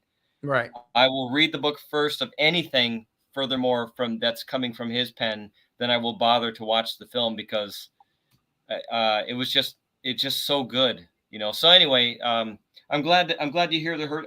Whenever I get a chance to ask or to plug 2001, I do. It's really honestly few people that understand the significance of that. They usually say, well, I saw the movie, blah blah, and I say, forget the movie. It was great. It's great. For its time, it was absolutely genius, groundbreaking, and it still is beautiful to watch. Hardly anyone would disagree. It's confusing as hell if all you're doing is watching the movie. But the book goes so much farther and explains everything. So, like what the monoliths were doing on Earth, prodding what would you call this? The pre-humans? Canadian Spider-Man. Oh. He just left us a little message. when I ran into Canadian Spider-Man, he had never read a Spider-Man comic. So I sent him 10 from the Silver Age, and they were out of order by 1 each. So I got him like 1, 3, 5, 7, etc., hoping that would encourage him to buy all the even numbered ones. I don't know if that's happened or not, but it did certainly contribute to his knowledge of Spider-Man. And with that, I am going to go ahead and wrap this one up. We're just at 3 hours. That's enough cardinal sin for anybody. Would either of you guys like to plug your channels or anything that you're involved in? Sure. My name's Tim Hayes, and you want to go? Go ahead, William. No, go ahead. No, go ahead. Yeah. Go ahead, Tim. Yeah, I have a YouTube channel that's just under my name, Tim Hayes, where I would usually do videos showing off my collection of Star Wars toys and my physical media collection, but I've started doing a chill stream on Wednesday afternoons at 1 p.m. Pacific, 4 p.m. Eastern with my friend Dave Monkey Boy, who's in the UK. He has a YouTube channel called Monkey Boy's Toys, where he shows off and reviews his new toys in his collection. Yeah, we usually do a 2-hour chill stream, live stream, where we show off everything new we've bought. We talk pop culture. Cool. And William, anything you want to plug before we let you go? I've got nothing to plug. No, Nothing to plug. No, that makes it easy. Yeah, that's simple. Well, I do hope to see both of you guys later on live streams, my friends. And for William Shake Spielberg and Tim Hayes, it's Cardinal Sin out.